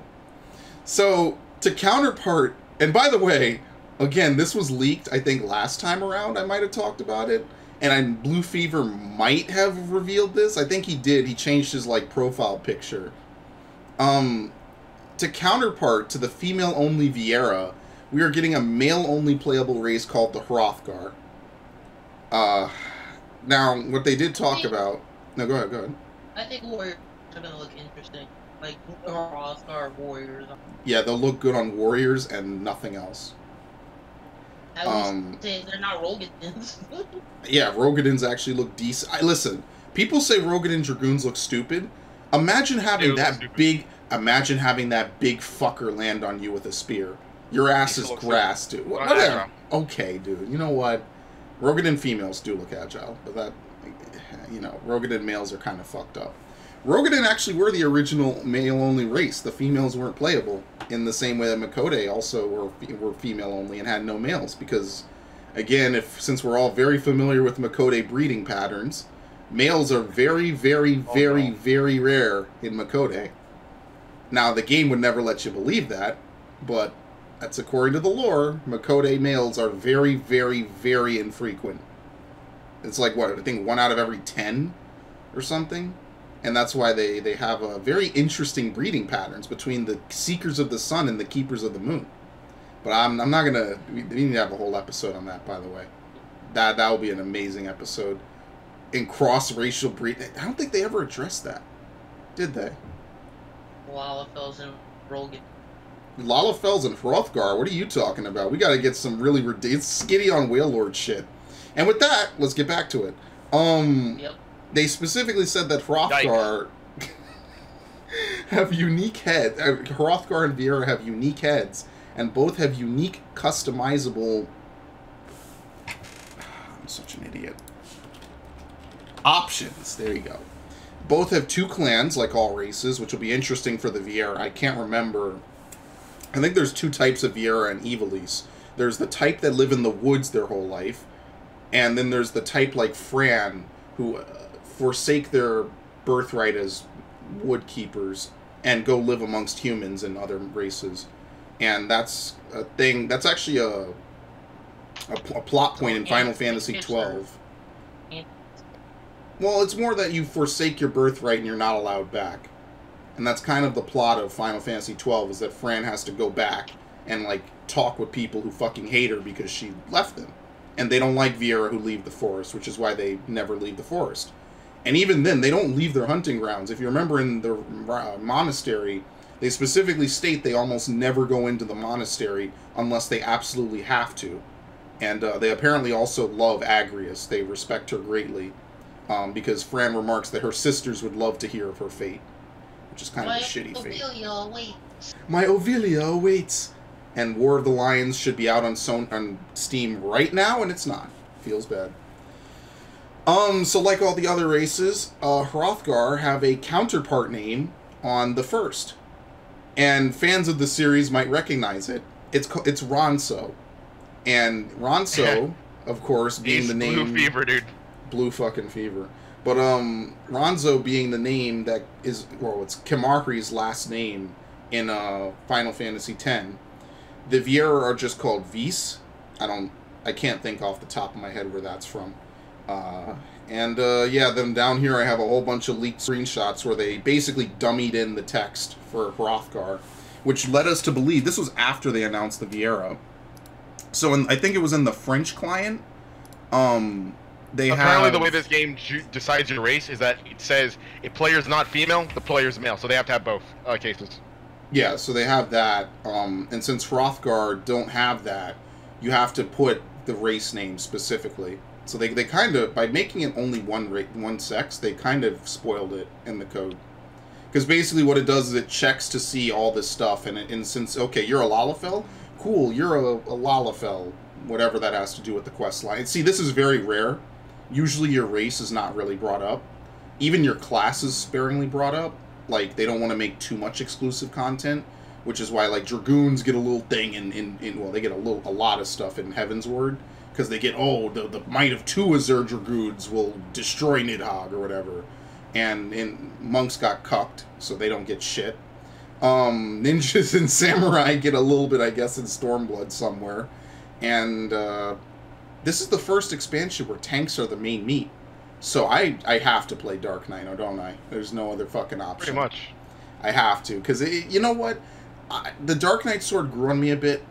I know it's all like classic Dark Knight gear, and I'm probably never going to use that Dark Knight sword because Cronus Lux. I'm going to end up spending all my life in Eureka, won't I? I hate my life. I really don't want to do Eureka. I'm sorry, it's shit. No excuses. Eureka better for Shadowbringers. It's never big. They're not going to. Honestly, I really wish I could just do normal shit and level it, like a massive light collection. But, whatever. You know what? Back to fucking Anemos, I guess, for 800 years. But anyway, with that out the way, Early Access begins June 28th, 2019, which basically means this expansion launches June 28th, 2019. The next month and a half is producer-director checks, so Yoshida will personally oversee everything. So, you know, best of luck. And down here is the last point, which I actually introduced first. It is recommended to play Crystal Tower before 5.0, because, you know, as we speculated for a good half an hour, it's highly likely that Circus Tower existing in the first implies that it exists on all shards, implying that it somehow ties together the world. Implying that that cat dude will come back. Implying that he might be innocent. Anyway. Yeah, what were you saying? Before we get to the last thing. Alright.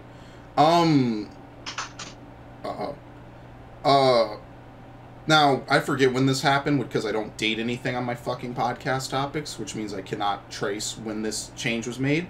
But they made a massive change to the Final Fantasy XIV user agreement in regards to ban conditions and GM actions.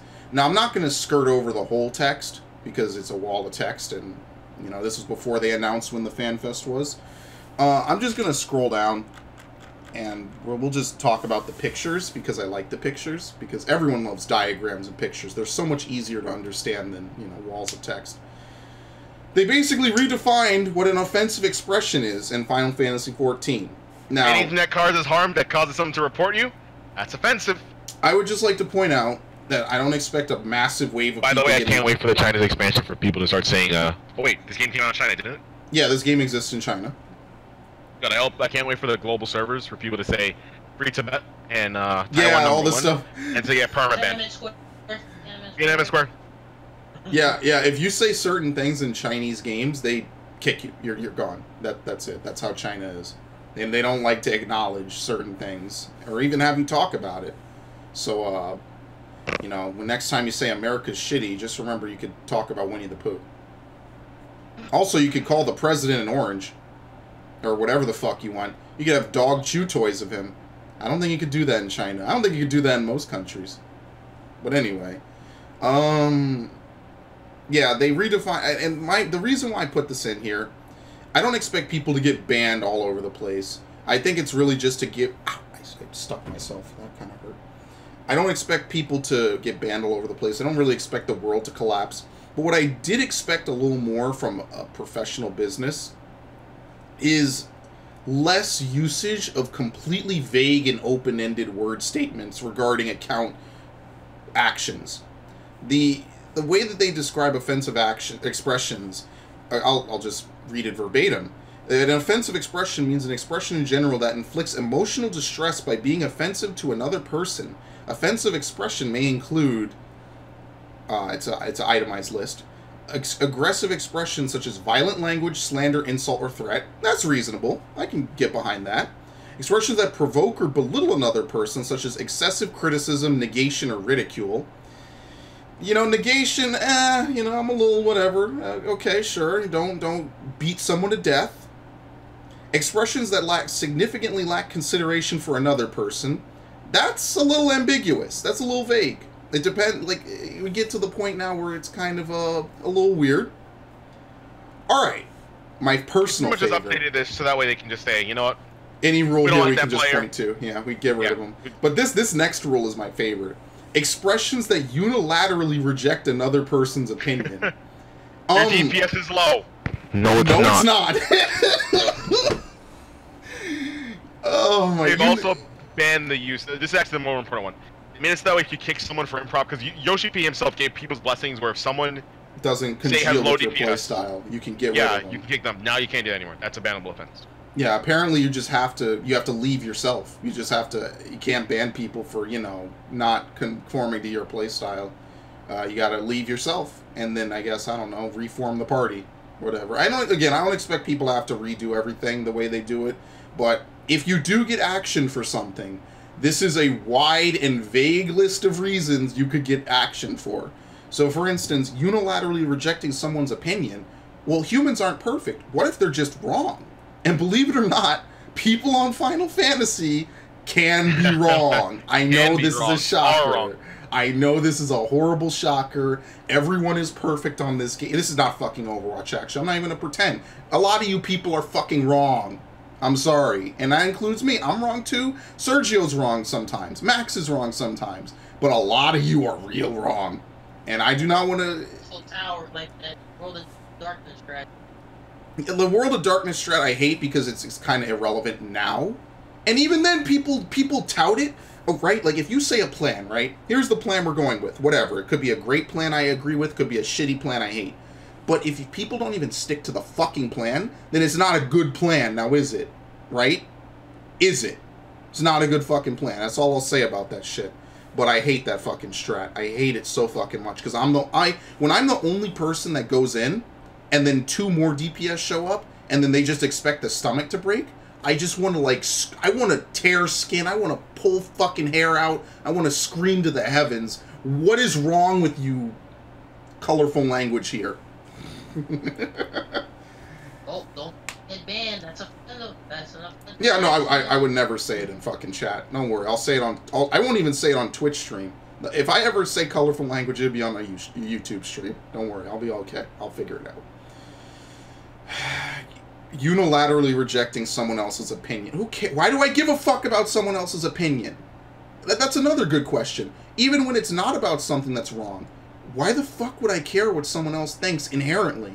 Like, if I respect them or whatever, like, you know, usually I'm a nice person, you come talk to me, yeah, whatever. Why do I need to care about someone else's opinion? I don't need to give a shit about anyone on this game. Even people I fucking know in real life or know or play with a lot. I don't need to care about your opinion on this game. Your opinion could be dog shit. I don't give a fuck. Mine could too. I digress. This one, when I read that, I had to reread it like 3 times. I couldn't believe I read it, and this wasn't like a Tumblr fanfic of like, oh, well, Tumblr's fucking gone now. Rest in peace. No more porn on Tumblr.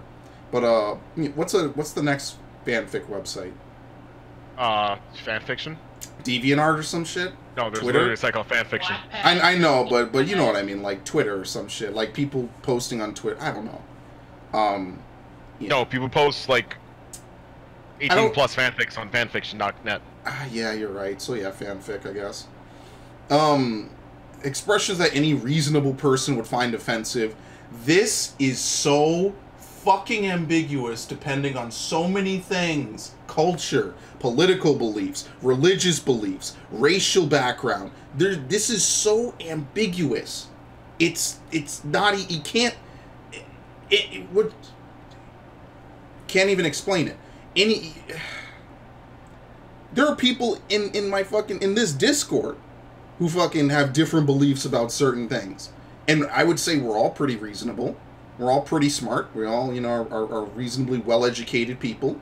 And that's not a flex, but what a reasonable person finds offensive, someone could be 99% reasonable about everything, but I don't know, insert something here, really gets their fucking goat.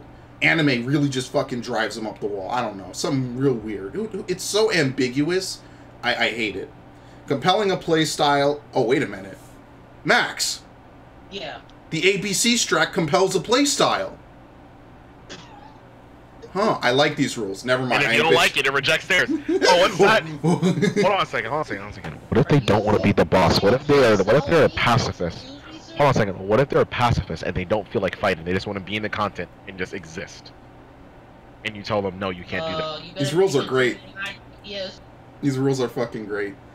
Expressions that attempt to unilaterally exclude someone from the game or content or community, except when in accordance with rules set by an administrator, such as a free company master. So, if you don't have it unlocked, I guess I don't know. It's weird. It's weird shit, dude. Expressions that... Oh, this one was good. Expressions that contravene public order and morals. Again, it is so dependent. Even of the what is it? There's 4 major languages on this game. There's English... There's French, there's German, and there's Japanese. What is okay in Japan is definitely usually not necessarily okay here. So like in Japan, in some forms of art, you can show like naked kids because it symbolizes purity, it symbolizes innocence. In America, you do not want to show kids with nudity. You don't want to do that. That is a bad thing to do. And the biggest example I could think of off the top of my head is in Earthbound. There is a scene where Ness is naked in the Japanese version, and for the American version they had to redraw him in his pajamas, specifically for that reason, because it's not okay over there, or it's okay over there, it's not okay over here. So I'm just gonna assume that this one they might you know reasonably say, well, it depends on your data center. But if that's the case, I mean, we're here writing rules for official actions that can happen. You should probably include that, because public order and morals, even though we have stuff like the UN and a world government now, that still is ambiguous. That is very varied, and a lot of times countries just say, "Fuck it, I'm gonna do whatever the hell I want within reason," and that's just the way their morals are. I could tell you, there's a lot of morals in certain parts of the world that do not agree with Western civilization. They do not agree with the United States. There's shit you do in Europe that does not agree with what we do here. It could be as silly as driving on the left side of the road, and it could be as bad as certain nasty things I'm not going to get into on a Final Fantasy podcast. But lastly, they sum it all up with other expressions that are offensive to another person, which they basically put here 3 times. Again, ambiguous. I know there's some examples, like people like saying, "Oh, I'm gonna come to your house or something and fuck you up," or whatever. That's obviously not what I'm trying to say should be allowed. I'm not trying to say this game should be a free-for-all. I get it's an MMO. It's gonna kind of have to be safe spacey a little bit. Shouldn't be calling people fatal abortions. You shouldn't be. Yeah, a little inside joke there. I get there's a certain degree of shit here, but the way they ambiguously word this, given that this game also kind of doesn't have the most fair moderation staff, especially on the forums, where people apparently have gotten banned for any and every little thing in the past, it doesn't lead... It's like the Overwatch shit. It doesn't lead me to believe that when this comes to be tested, there's anything that's really kind of fair about it. You just kind of are going to get hit with the camera, and you're just kind of going to just have to deal with it. You're saying ambiguous. Is it going to be like what Rainbow Six Siege did? If you just said something inappropriate in chat, automatically ban? Well, Rainbow Six's thing is that it has certain keywords that trigger it to ban. Like saying... What was it that the guy did? There's a guy whose name was... Negro. No, yeah, Negro is banned, of course, even across languages, by the way, which is how you say black in Spanish. So apparently we're going to go to war with Spain for being racist because, you know. But, more specifically, like, there's a guy whose name was Chink in Armor, right? Chink is a derogatory term, but chink in armor can refer to, like, a break in armor. Like, it's like a literal crack in your armor. And that's what the guy's name was. So some dude in the middle of a match typed out chink and got banned. It auto-boots you from the game, by the way. It literally checks to see if any line of speech you send out has that. And if it does, you're gone. And that's honestly something I expected from Overwatch. I really did expect Overwatch to have a system that draconic. Like, I really did. And I'm surprised that Overwatch... Oh my god, I love Overwatch, dude. I actually kind of miss making fun of it. They haven't done anything in a while. Besides the Baptiste shit. Which is just more funny game balance than whatever. But yeah, when I say ambiguous, I mean it could literally be... It could mean anything. You could represent it to mean anything given the situation and a circumstance. So... Hypothetically, like I said, expressions that contravene public order and morals is an ambiguous statement because depending on, even within the United States where you live, it can mean something different. So, I don't want to get into weird stuff like incest or whatever, but again, things like that are ambiguous depending on where you live. Like, certain places you can marry your second cousin, you could do whatever. Certain places it's okay to own firearms, and some places it's not. So, a good one, certain places it's okay to watch porn. Certain locations, neighborhoods, or communities you can own, most places you can do it. And then in other places you can't. You just, it's illegal. It's against the rules. You have to leave or you get charged. And even in Europe, you know, now that's the whole thing where, at least the UK, they gotta have a license for that. So, it's completely ambiguous is my problem with it. Is Toonami on? Oh shit. We're gonna wrap this up. But, to summarize, it's the way it's worded is what alarms me. It's not the fact that there's rules in place for this game, because also there's no cooldown for your punishments, if I remember correctly from what you said, Sergio. You don't, like, go clean for a certain record, and then it gets expunged if it's not something serious. Like, if you try to, like, dox somebody, right? I could see that being a permanent mark on your account. That's kind of a thing you just don't do, period.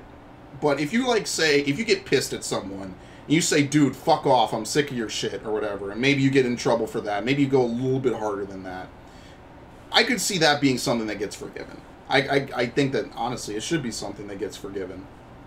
But, you go and say something like, oh, if only your mother didn't keep your mouth on her hip for so long. Yeah, something like that. I've seen. I was in Limsa. I think I showed you guys the screenshots. Somebody said a certain racial word. I'm not gonna get into, and it spells sagging backwards. How about that? And what ended up happening is that sagging is a Absolutely thing. Sagging amazing. is a thing. Oh, come on. Well, I actually think it might be close. Yeah, we are. But you saw that. Like, that's something. I think it was hilarious. By the way, I showed those fucking photos. That shit was hilarious. But you know, it's ambiguous. I hate ambiguous rules because it's the type of shit you think you're doing well. You have good meanings. Maybe you err a little bit off the path of being a super good boy with good boy points, and you get hit with a fucking wiffle bat in your face. I hate that. But I don't think it'll change much. I just think that when people get action from now on, it'll be less of the GM saying, because I say so, and more of the GM being like, well, look, dude, you fucking contravene public order and morals. Also, I think the GMs are going to stop warning people and just straight up start going to bans with the new rule change. Yeah, honestly, I think there's not going to be much more warning, because they actually reference it. Where is it? If I could just really quickly say this.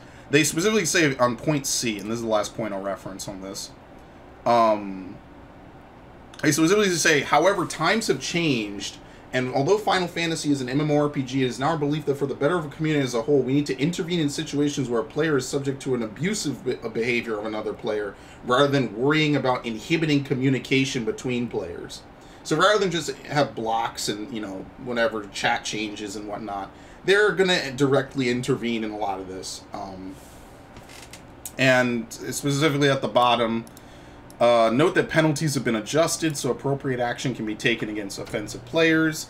And to keep our players safe, we will continue to keep track of trends in both online games and in the real world. So basically, depending how things go in the real world, you know, if something illegal becomes legal, I guess they're going to have to kowtow to that. But I'm not going to spin a whole bunch of examples because I don't want, you know. We'll see how it goes. So far, I mean, nothing really changed, but just you might want to double think before you call someone something really mean or nasty. I mean, you shouldn't. I won't say that you should call people a whole bunch of things. You know, if you want to call, I wouldn't even call someone a fucking idiot. Don't even curse. I don't curse in Final Fantasy 14. I try to stop doing that because I don't even want to get like, oh, you said, fuck or something. You said shit, and you get banned. I don't even try to do that. Just be safe, friends. You know, people are gonna get your goat. People are gonna piss you off. It's okay to fucking lose your shit in real life, but do not. That all went on the fucking dock, by the way. Do not, you know, pound it all out into the game. You don't want it to be in the game. Just stream it. That's my recommendation. Stream it. Call someone whatever the fuck you want. And any final words, my friends? I hope you liked it. Wow, that was an amazing outro. Those are both amazing outros. No, honestly, Stormslow has some good. Shadowbringers has some good things, has some bad things. I don't know how I'll feel until I get to play it, but right now, my expectations are tempered, and will be tempered until I actually get to play it. I hate that so much. Yeah, but it's literally the most true statement I've ever made. If you insist, dude. Well, I'm Spraying 1000. I'm Whose Man's Warrior of Light, and I was joined today by my fellow adventurers, Mr. Xena Duskborn. Signing off. And Mr. Holly Graves. Wow. Actually, you're both misses. Holy shit. Oh my god, they're gonna get me banned for that. God damn it. Yep. People need to You play rejected my crossplay, dude. It's fucking rules. Are you compelling my crossplay? I hate everything. Oh yeah, Final Fantasy 14 is never coming to the Switch, by the way. I don't know why people keep saying that. This game can barely run on the PS4. Ain't that the truth? Yep. Alright. Sounds good to me. Say something. Well?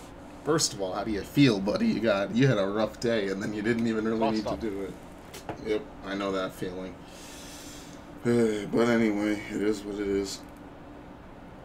Hello everybody. Welcome to the third and final segment of Glorious Purpose. I'm joined today by my good co-host, Mr. Xena Duskborn. We're gonna keep this nice and short and sweet because the little excerpt that he posted in Discord, I knew immediately I had to fucking read and talk about this. And the logic behind that is because since I haven't rendered out the final video, I said I just append this to the end. Pretty much the only way to describe what's going on is that basically a good chunk of the fan base, and by a good chunk, I mean within relative terms, because, you know, you can't really say that half of the fan base is in uproar. It's really hard to measure how much it is as opposed to how much of the Reddit population it might be. So, without further ado, because I think we're all just ready to get into it, Mr. Happy had a FanFest interview with Yoshi P, because it doesn't really say it at the top here. Yoshi P. There's a lot of cool stuff on this, I think. So I think we should just quick speed read through it, and then at the end of each question, maybe just give a digest. Let me open the doc right now. Yeah, I'll wait. Yeah. Because it's quite something. I know that Mr. Happy kind of gets a lot of the cool stuff, and he's like the first person to get a lot of... They flew him out to Japan. Yeah, they like him a lot. It works out. I have the doc. Alright. So the first question that he asked was, 1. Many Western players were surprised when it was revealed that Hrothgar and Viera would not have both genders available, especially after the efforts the team went through to provide more options with Makode and Roganen in 2.0. Why did the team decide to do 2 different races with 1 gender each instead of 1 race with both genders? The timing of the game launch, and this is Mr. Yoshida's answer, The timing of the game launch, the races needed to have each gender counterpart for ARR. When I took over for ARR, I wanted to fill the missing gender to make those races seem complete. What's different now compared to then? What is different now compared to then? After multiple expansions, the situation isn't the same as when we released the base game. My answer will be quite long. This game has been launched for 6 years currently, has tens of thousands of armors available. We have to make sure that every race can use each outfit correctly. The more unique the appearance of the race, the more difficult these adjustments are to make. When we create one gear, we have to make adjustments so it fits all these different races. So when we add new races, we have to adjust how we approach this process. The development cost for making a new race is very intense because of how much work we put into the graphics of the game. We also have to make sure these things all work properly. That's why we are saying these may be the last races, because this is how taxing it is on the development team. Just before we move to the next chunk, I don't think anything here is too outlandish. I mean, It's pretty fair. Yeah, my only thing is I would say then maybe only add one race if it's so taxing, and it is. However, believable. he gets into it later on that they felt obligated to add Viera. Way to spoil it. That was like the main meat. That was the one line that created this segment, by the way. But I mean, it is fair enough. You know, there are different equipment. I think Al Ra are similar enough body-wise that it's kind of like Makode. But when you start, especially they mentioned the helmet systems before, both of the races have different styles of head. And then that's something they actually said at the live Fan Fest reveal. And you know they like to let you know what they work hard on. They like to, you know, and that's fair enough. But I think nothing here is too outlandish. It just kind of worked for ARR, I guess, because they wanted to make sure that as many people, there was no reason someone wouldn't want to play. And now, you know, fuck it, who cares? Like I said, the game is self-sufficient, despite what a lot of people would make you think on Reddit, that, you know, half the game fan base is leaving. But let's continue, because, you know, that's reasonable. In fact, you spoiled the next line. We wanted to give players options and freedom to choose more races. We envisioned adding a new race, but people wanted the Viera to play in game. So if we add another new race that isn't Viera, people might wonder why we didn't do Viera, so we had to add them for sure. This is kind of, I really do wonder if this is like that whole be careful what you wish for attitude was the formation of this. Because I think people really asked for Red Mage, and Red Mage kind of got added no problem.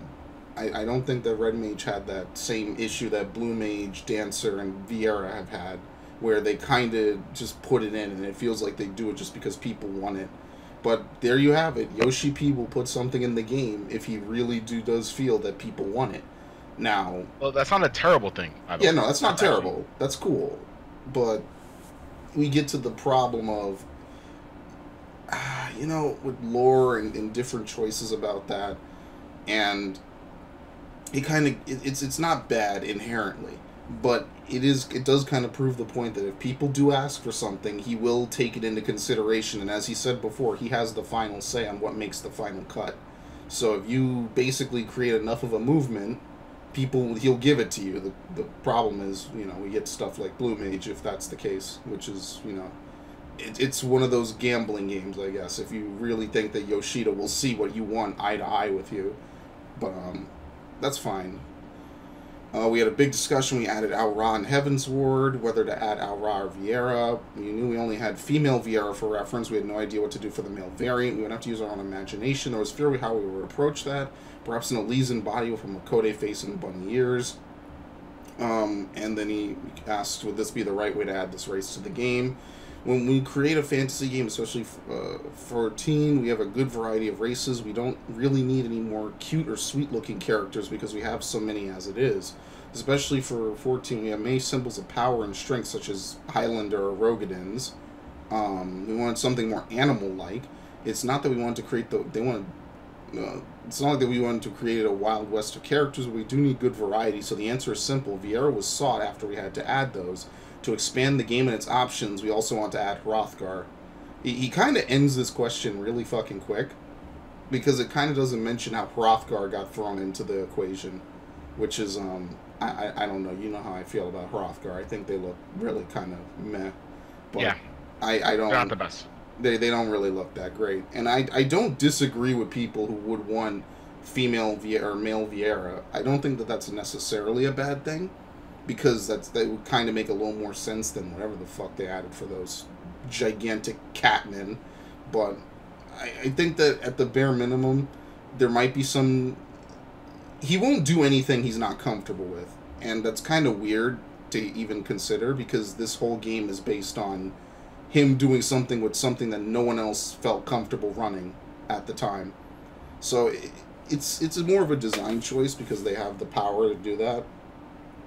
And also just that, I don't know, they do weird shit in this game. And that's... You kind of got to live with it. I like the shit show. I think I've said this a few times. So, actually, the next question is a follow-up. As a follow-up, is the team considering adding the other gender for these two races in future expansions? Short answer is we haven't made a decision on that. The reason why we can't say for sure. We need to optimize our workflow with the existing races and the new ones. After that, perhaps we do the other gender, but we don't know right now. We did consider male Viera instead of adding an extra race when we tried to take player feedback on adding a more beast-like race as well as a strong desire to receive Viera. We did not expect strong feedback on the gender lock. It was a tough decision, but we do our best to meet both player feedback and our development team's vision. I'm going to repeat that. We do our best to meet both the player feedback and the development team's vision. It will be very costly to add new races or genders, so I won't say no, but I do not like to set expectations high. We also haven't had time to look at all the feedback since this is our first day back at the office after the Tokyo Fan Festival. What was the general feedback from NA based on your experience? Were they upset about no female Viera? No one gives a shit about female Hrothgar. I think nobody really is up in arms about female Hrothgar. It might be like 1 out of every 10 people who's upset about male Viera. It's a pretty low standard. I don't think people really care too much about Hrothgar. And that's I don't want to sound like that's a shame, but I don't think people are up in arms, because we already have a cat race. And if, you know, I think at the end of the day, people kind of want to get a race that they're comfortable with ERPing and playing dress up and all these other things. So I personally just kind of feel like they only do things they're comfortable with, and they only do things that they really feel they can do. They just want to see how things go, and then if things go well, they might add something new, but they're not going to ever give a guarantee until they've actually experienced it themselves. I'm not going to lie, adding a new race is, I admit, is kind of difficult. Yeah, no, I think that's probably one of the hardest things. I don't actually think Yoshi wanted to add a new race, let alone 2 races. Yeah, I think he just wanted to stick within lore, as well as, you know, make people happy. And I agree that they could have probably just added male Viera and just added the race as a whole. Okay, let me pull this dude in. Okay. You people need to stop moving rooms. There we go. Mr. Holly Graves, how are you doing? I'll summarize the first 2 questions, because we're going to be here not too long, and then we'll be out, because I got to do shit anyway. Basically, if you look at the document we linked, we have... Basically, Mr. Happy had an interview with Yoshi P, and the discussion that they had so far was that they did not expect the massive backlash that they got for not including male Viera and technically female Hrothgar, but I don't really think that people care that much about female Hrothgar. I think that, you know, whatever. And they also have, maybe in the future they will release the other 2, the gender-locked races and variants, but it's again, it's one of those things that's an open-ended, maybe someday, similar to Diadem, Blue Mage. It's kind of their way of saying, like, we can do it. Maybe someday when there's nothing else to do, we will do it, but don't ever get your hopes up. And it's kind of funny, and this might just be me being a little bit of a salty potato about something that wasn't really my fight to begin with, but he kind of almost seems to concede more ground on this than he even did ever of making Blue Mage even a feasible class, period. So there you have it. I mean, I'm over here, you know, saying, well, technically people wanted this class to play. People, I guess, care more about a bunny male race than an actual playable class. I don't know what else to say. You know what I mean? Like it's weird to me that people. No. The issue is that Final Fantasy 14 took many strides for the reboot to make it so that way we wouldn't go back to the original Final Fantasy. Like, and I also would agree, say, dated concept of gender locked races. It does never not. had that. I really do not believe that belongs in a modern day MMO. I think that is a wrong thing to do. People should be able to play whatever race they want with whatever gender they want. Yeah, especially since we've already broken lore with the whole Makode male. Yeah, Makode, Emo Rogan. At least they're only. I mean, they shouldn't be gender locking a race like that. That just takes away the whole point of like a fantasy MMORPG, like taking away like the whole freedom of being able to like be whatever you want. I'm sorry. Go ahead. It's like, and this is just me adding it in, just adding a little something in. But at least they're not gender locked, like answer to like female species or something like that. But yeah, it is pretty weird that they're only concentrating on this race instead of worrying about a new way to play the game. Yeah, I feel that, in my opinion, while it would be nice to eventually have male Viera, I feel like a job is a completely more refreshing, more permanent thing. Because let's be fair here, and I might not be the best person to give this answer, but racial traits in this game don't mean jack shit, really. I think it was calculated they're about less than 1% at best at the highest level. And as we go further and further with more ridiculous numbers, it kind of loses its edge because everything kind of becomes homogenized. So, like, racial traits don't mean they don't exist in this game. You just have like a little bit of an extra bonus towards certain things. You like choose Makode because of like the bonus healing. Of piety. Yeah, healing, and I think it had mind for Keepers of the Moon. But and that really didn't mean. It doesn't really mean shit. Not anymore. Maybe in A Realm Reborn, it kind of meant something, but much like elemental resistances, it doesn't really matter. And like it might give you an extra 2 DPS or 3 or 5, maybe 10, 15 at best. And I'm really overestimating this based on my limited knowledge of how, everything's calculated. But at the end of the day, everyone's race is pretty much almost just a cosmetic. And maybe I should be more defensive of this because I, of all people, literally still play this game nonstop for cosmetics. I will basically throw in a pit. But I will say this. I do see what people are saying. I'm always a person I like the Vox Populi. I like it when people can band together and say what they want. I mean, that's why I liked Gamergate when it was big and that was popular back then. Back when it started. I'll defend that. Back when it started, much like Comicsgate, when people were like, I'm tired of this shit, I did really approach that with, I like that we're actually, kicking back against these fucking game devs, or not game devs, the journalists. I did like that, because I like it when the actual people get together and stomp their feet and make a fucking, a loud, concentrated noise that even the developers of games have to acknowledge and hear. Now, that went somewhere else, but I will never not say that, that just shouldn't happen. Because as a consumer, that's the best way for you to be able to defend your interest, to say it hurts your wallet. And you know what? Maybe if at least 10% of this game's player base is a flight risk because of male Viera, on the eve of the biggest expansion that they're going to ever drop, well, I don't know ever, but so far, then yeah, it's a big deal. I can't deny that. It's a funny shit show, but I can't deny that. I just find it a little bit hypocritical that we're defending lore decisions harder than shitty game decisions, I guess.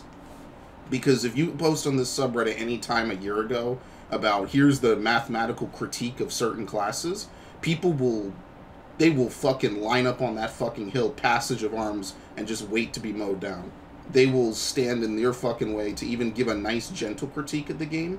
And I think that's kind of the fault of the subreddit, because it kind of magnifies certain issues while completely stomping over others with, like, indifference. Yeah, with the upvotes and the downvotes. Because even for the meme, people are like, let's add male Vieras.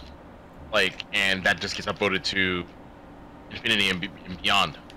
And the other other things don't really get upvoted. Help, there might be people who are fine with it, but their opinions don't matter because they're not at the front of the front page of the subreddit.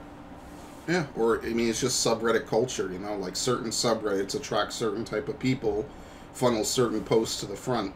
So, a post about why Machinist and Dark Knight could use some reworks.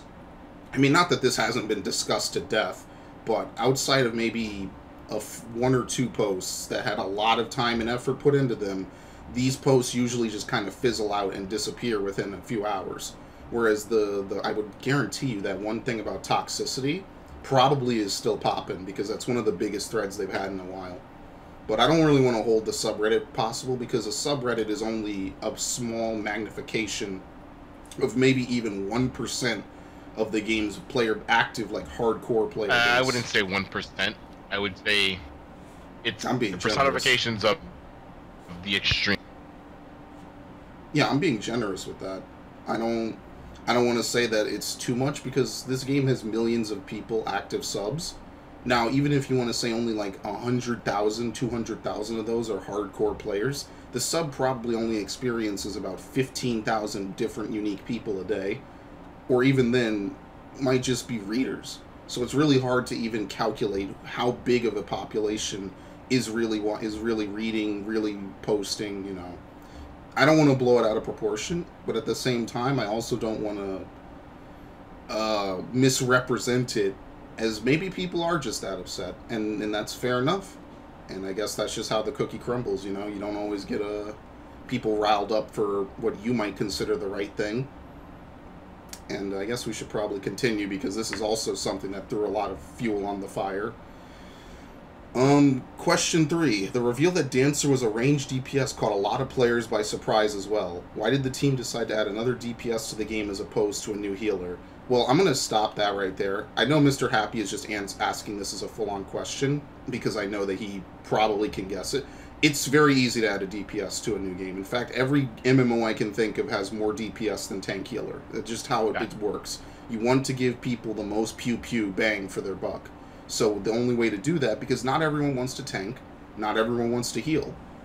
Those jobs are, quote, harder, unquote, than DPSing, because with a DPS, your only two jobs is dodging AoEs and doing mechanics, and hitting hard and managing your enmity, because I'm going to throw that in before someone, you know, takes that the wrong way. Those are your only 2.5 jobs. And it's very easy for people to jump on, do a roulette, just, you know, pick up the controller, and then call it a day, with no real higher brain usage. And that's not to put down DPS, because I could tell you, in my opinion, Warrior is a very brain-dead class for me to play. But that's because once you practice something, it becomes a reflex almost. You just know how to do it. So, obviously, there was going to be a DPS out of these 3 new classes. I wouldn't be surprised if the other new class is also a DPS, given something he says later. But people wanted Dancer to be a melee healer, and I think that he literally actually responds this. Yoshi P says, out of curiosity, why was the community generally expecting it to be a healer? Mr. Happy replies, mostly because we really expected it to be both a tank and a healer for an expansion. And Yoshi P again replies, simply, we only had 2 ranged physical DPS, so we wanted to add another. We have 4 tanks, including with Gunbreaker, 4 melee DPS, 3 casters, and 3 healers, yet there were only 2 ranged DPS. We wanted to balance the number of jobs across the board. We also really want to add another tank to balance the tanks more. With 4 tanks, we can better balance the tank role with 2 main tanks and 2 off tanks. Now, that sounds like something now, similar that that is they a fucking... mentioned or Storm's Blood. Now, at the same time, no, hold on a second. At the same time, the tanks are relatively balanced, decently well for Storm's Blood. But the healer balance is awful. The healer balance is actually a huge problem. The tank balance is actually not too bad. I actually would say the opposite. The healer balance is not that terrible. It's just that white mage is severely lacking. Yeah, that's not bad. No, that's a problem, because all the tank can be used. Argument for Dark Knight too. There's a lot of high pressure that you need to put in that actually white mage, being a power healer, does kind of offset. But that's the problem, is that the 2 worst classes kind of complement each other, and the 2 best classes just basically, why would they never not be taken? You know what I mean? Like, why would you never take a warrior? I would say that Warrior is more of a backbone in this meta and the last meta of the expansions than Ninja.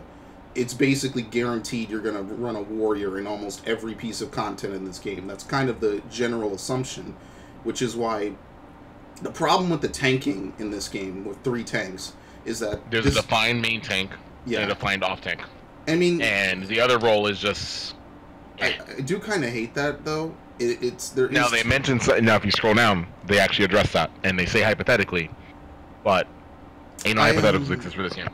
I would say though that there isn't really a defined main and off tank in the sense because you basically a lot of these fights you have mandatory passing to the other person, but generally the way abilities are constructed. Yeah, but you generally take them back like as soon as like that mechanic requires you to switch to off tank.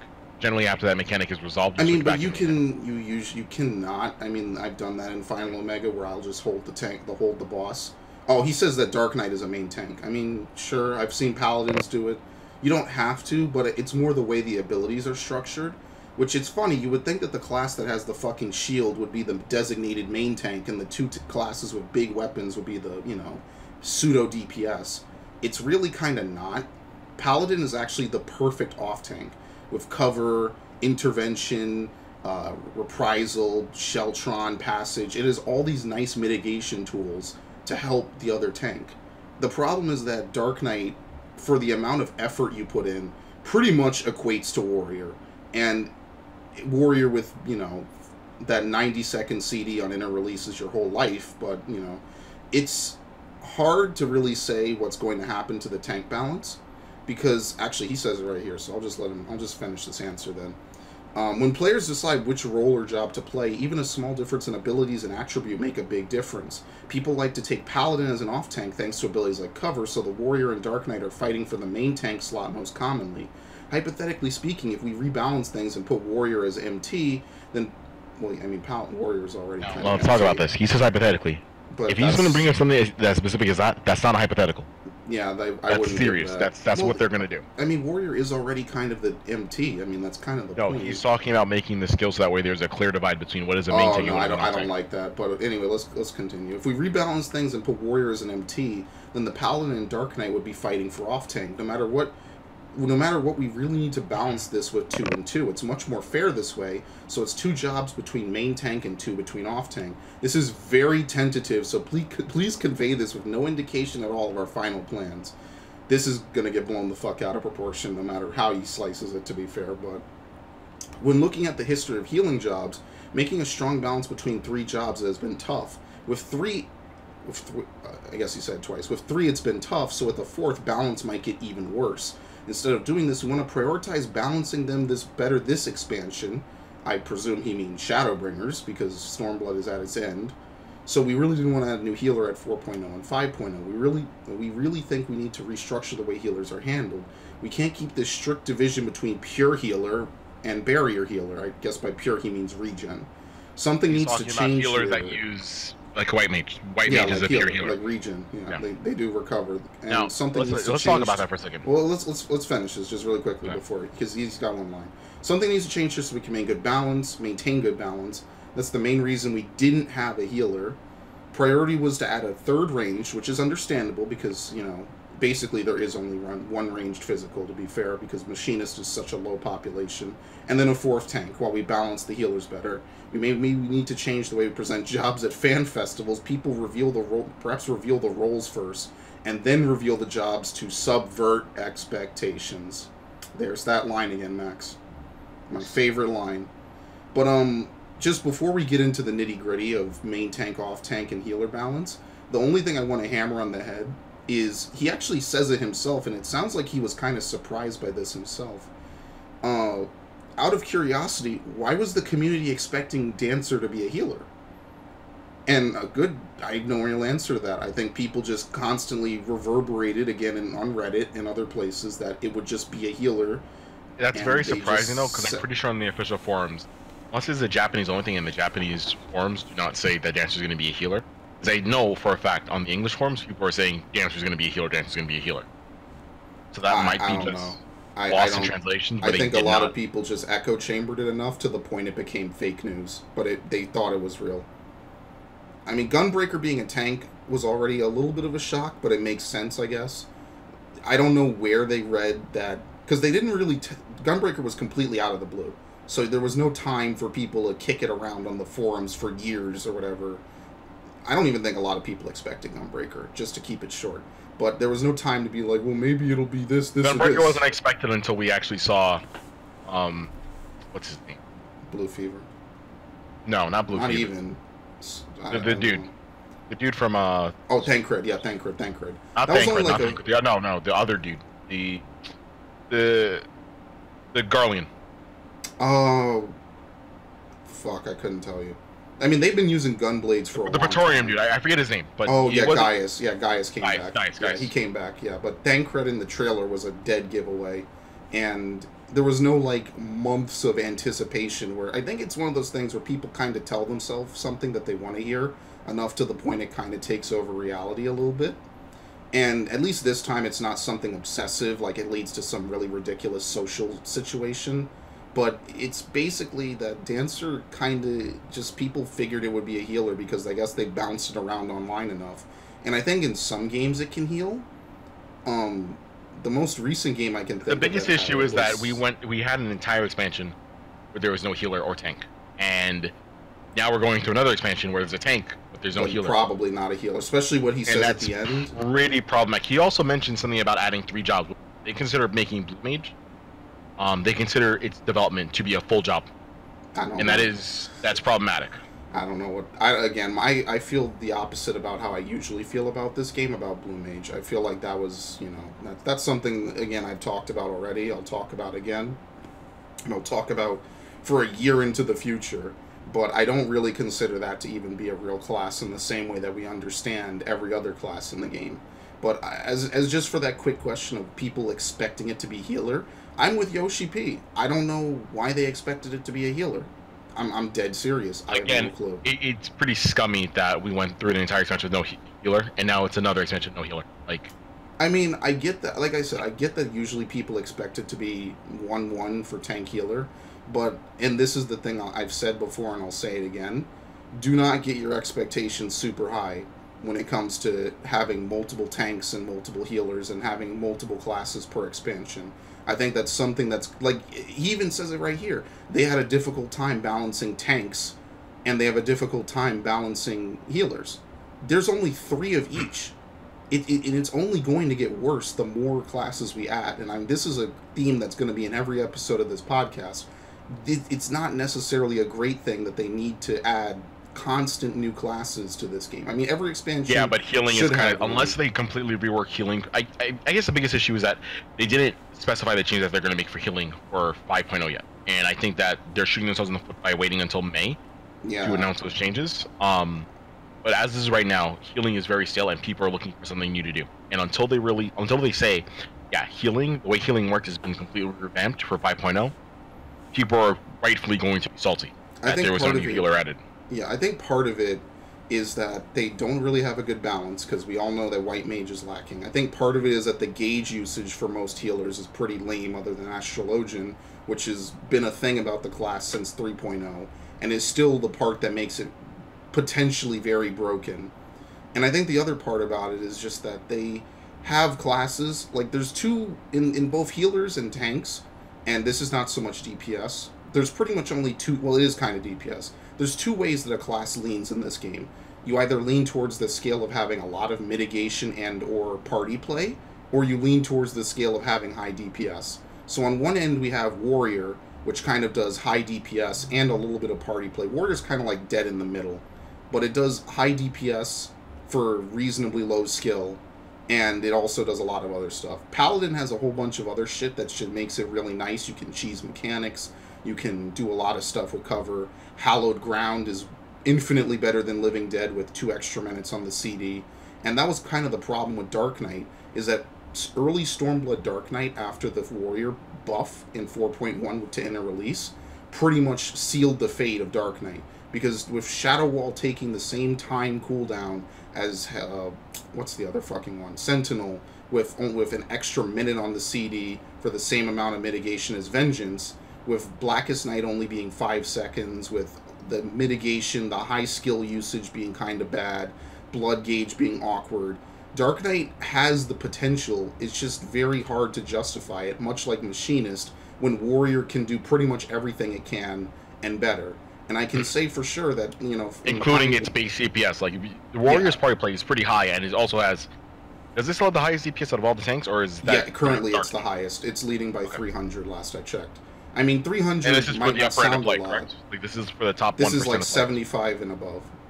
75%. So it leads. Some days, maybe someone will find like a really good Dark Knight, and he'll just have a perfect run on Final Omega where he literally has 100% uptime. So it could change, but I mean, again, the top 1% is not a good indication for the rest of the game. That's why I kind of look at the 50 to 75% of people who clear like 011 and higher, which is already a pretty high percentage of the entire population. But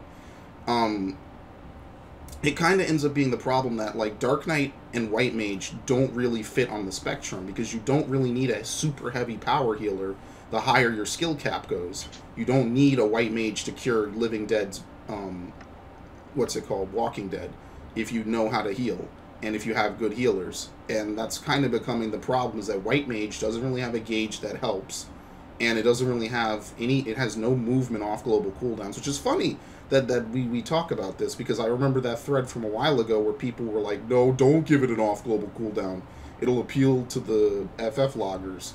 But it has no movement really, it just has decent DPS and no party mitigation. And that's kind of becoming a problem the more we go on, is that certain roles gravitate towards certain things, and whereas with DPS you can pretty much just tweak numbers until a class is reasonably in line where you want it, even when the class doesn't have much party play. Like Red Mage is kind of weird, because it doesn't really have a lot of good party play, it only has Embolden, but you could just tweak the numbers. Solely because of the res. Like, the res in and of itself, having DPS... It's mostly for Prog, though. Like, out of Prog, you could take a Summoner or Black Mage, and if the person's good enough, you can do the same. That said, my more successful static did run a Red Mage, so it doesn't really matter as much. But you remember the wall we hit back in Sigmascape in terms of, you know, Dark Knight and Warrior. And when we switched us to our different roles, you know, we experienced a whole new level of DPS and cheese that we just did not have as a Dark Knight, because, you know, it's just how it works. I mean, the classes are just fundamentally different. But it's hard because they need to find more than just high healing and high damage, high healing versus high party mitigation and buffs, and high DPS and high mitigation, which is what we have with Paladin and Warrior, and Dark Knight just kind of flops like a third leg. Who the fuck just messaged me? Okay, I got scared for a second. Holy shit. I'll do that later. But that's kind of the problem that they have, and that's kind of what I said for the last year, so I'm not going to harp on it too much again, especially for you guys. If they start to make this 2-2 distinction, first of all, we're lucky that all tanks share gear. But if they start to make this 2-2 where there's a designated main tank, not necessarily in terms of who has to hold the boss, but in terms of how abilities are structured, like cover, then we're going to enter an era where ultimately the best way to divide this up is to keep each class competitive while giving a different play style, in my opinion. But I know that that's also difficult, because Dark Knight is a fun play style. Hold on a second, because players have been pretty much playing as if each tank and play as a main tank role, depending on the comp. For them to switch it the way there's a designated off tank and a designated main tank, not only is that going to change like how raid encounters work, the base way that you play the class will also kind of change. It's going to be, it's not just kind of change, it's going to drastically be different. I mean, maybe he means ability-wise, because every tank functions in the open world. Like, I really expect if they're going to do something like this, then abilities will not work the same way. Like, they're going to work like the core abilities classes. Well, by core abilities, I think it's off global cooldowns. I think that there'll always be like the usual GCD rotation of one GCD does an aggro combo, another does a DPS combo, and then for Warrior and Paladin, there's a buff combo and a dot combo. that'll always kind of be thing. I wouldn't think that they're going to add anything differently for Gunbreaker. I mean, there's a lot to say about Dark Knight kind of flopping in the wind in terms of what they want from it developmentally. And now that it's kind of the main fucking designation of 5.0, it's going to be interesting to see how the fuck they, you know, reconcile that.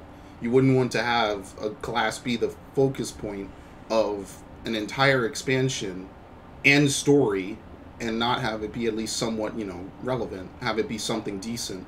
Because I think it's what we said, 20% of all tanks are Dark Knights. Out of, you know, what ideally it should be 33, but the Warrior and Paladin numbers are pretty even. I think Paladin leads by about 100 people on Final Omega, whereas Dark Knight kind of flails behind at only 1,500 or something. And we get to this weird point where I don't know if making this big distinction is better. I think what would be better is finding ways for all classes to appeal to certain niche situations in their own unique way. So for Paladin, you kind of just pop Divine Veil or you throw down Passage, you know, that's kind of the usual thing. For Warrior, it's basically every 90 seconds your Shake It Off is basically a 12% barrier because you will probably never use Raw Intuition again. And honestly, I could totally see them getting rid of Raw Intuition and just inherently buffing Shake It Off. But, I mean, whatever. Maybe they'll keep it. That's fine. Dark Knight just has nothing of that caliber, and I think that's the first immediate problem. It just has no group Blackest Night, which is, I think the problem lies with the fact that Dark Arts just does not really do anything besides adding potencies currently. Like, you can't use it on certain moves to change their effect, and the mana cost is just way too high for a lot of other things. But between that and pure healer, I mean, the healing thing is just that shields is ridiculously broken when done well. Yeah, shields are broken because they're going to design the encounter with the expectation that you will take this tank buster with this amount of damage. Not just that, even raid-wide. They can have raid-wide pretty much kill anyone below a certain threshold. That's actually Final Omega. You're healing. Even Kefka had that issue. When he goes into for his Enrage, he does the three things. The three Forsakens. Three Ultima Upsurges, and then he ends with, I think, Light of Or even for the normal one. Even with a normal, like, even pre-Kefka, like the Faust. The Faust. Yeah, he does three Ultimas. Yeah, they get increased, they get stronger. And if you don't have shields, you're dead. You just die. Get melted. That's Final Omega. He does the same thing. He does 4 Ion Effluxes, I believe, and the 5th one is just a fucking wash. You just die. And it kind of sucks because there you're expected as a tank to reprisal, Shake It Off, Divine Seal. So that way, you know, people don't get melted and the DPS can keep hitting. As a Dark Knight, you can only reprisal and that's it. You can't, you're just going to end up eating one of those final Ultima Upsurges. And I mean, you could use Virus and stuff, but it is a very big difference when it is literally one button to push to give a decent, like, 10% of your health shield to the whole party. You know, Warrior became broken solely because they gave a tank an easy shield ability for your party. A very good, a modular shield ability, actually. Yeah. Let's specify that, because for Archive you could throw away cooldowns. Yeah, you could funnel it. That's actually like for Archive All, which is a huge trouble point for a lot of people that I've played with in Final Omega. I like to Inner Beast, Raw Intuition, Shake It Off for the big, like, split where you have to stack and the people need to run out for the AoEs. Basically guarantees they don't die as long as they do it correctly. There's, like, no reason to die there. And it makes a difference. It fundamentally makes a difference, especially that Warrior has that bigger health pool. And I think that part of the problem is that mitigation isn't always the problem. And I found that out with Dark Arts being really nice in a lot of cases. But mitigation isn't always the problem. It's utility for other people. So the way they structure this game with tank healing and tank shielding makes it vital that every tank can at least perform that to some degree. Because if you just take a Dark Knight, you're kind of just taking a slightly more potent Warrior. Because I do believe that Dark Knight under optimal conditions can surpass a Warrior. The problem is that the amount of effort and energy you have to put in is basically like near DPS levels with no party play, really. And that's the problem with Dark Knight, and that's kind of cost prohibitive. Not to mention that until you get to level 70, the class feels incomplete, because the Blackest Night literally becomes the whole core of that class, and you don't get it until 70. Up until then, you're like, there's a lot of, like, weird play choices with Dark Knight. And I'm not going to get into it totally. No, most of the tanks just suck at it. All the tanks just suck at. Yeah, they kind of made all the tanks not fun to play below 60, in my opinion. And even then, I don't like to play tank. That's why I let you tank a lot when we do earlier roulettes, because I don't want to do it. It's boring to spam Rage of Halone. But that's another issue. That's not in-game viability. That's just weird level syncing, you know?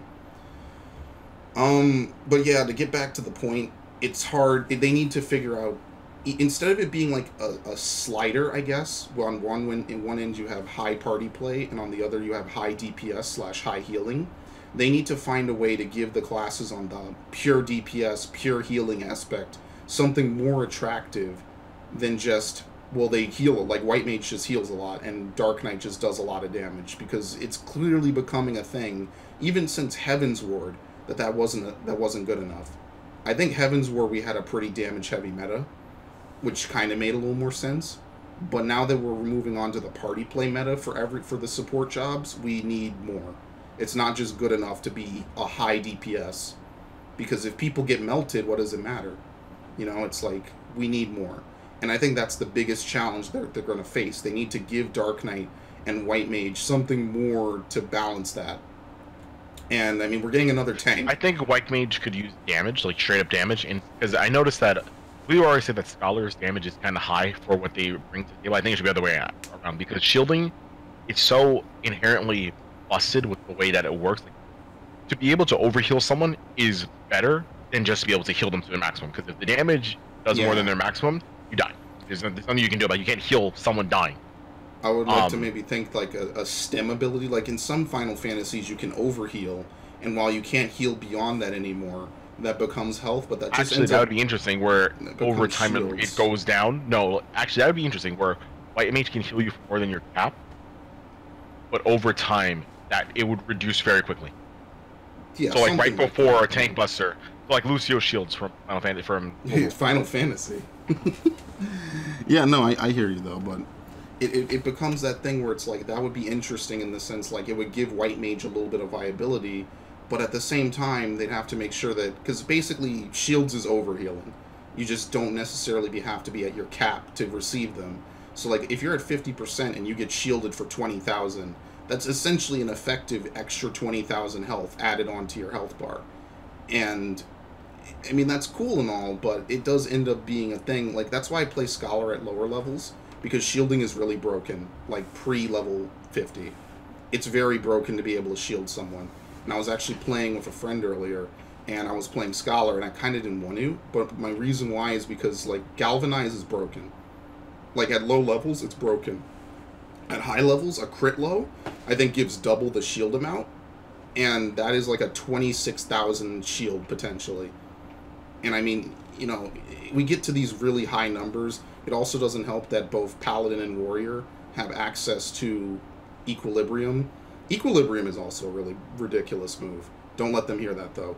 Because it is essentially a free Cure 2 if it crits. Like, 30k healing, which is what I hit for, is broken. I mean, it's not broken, but it is situationally, that shit has kept me alive without a healer.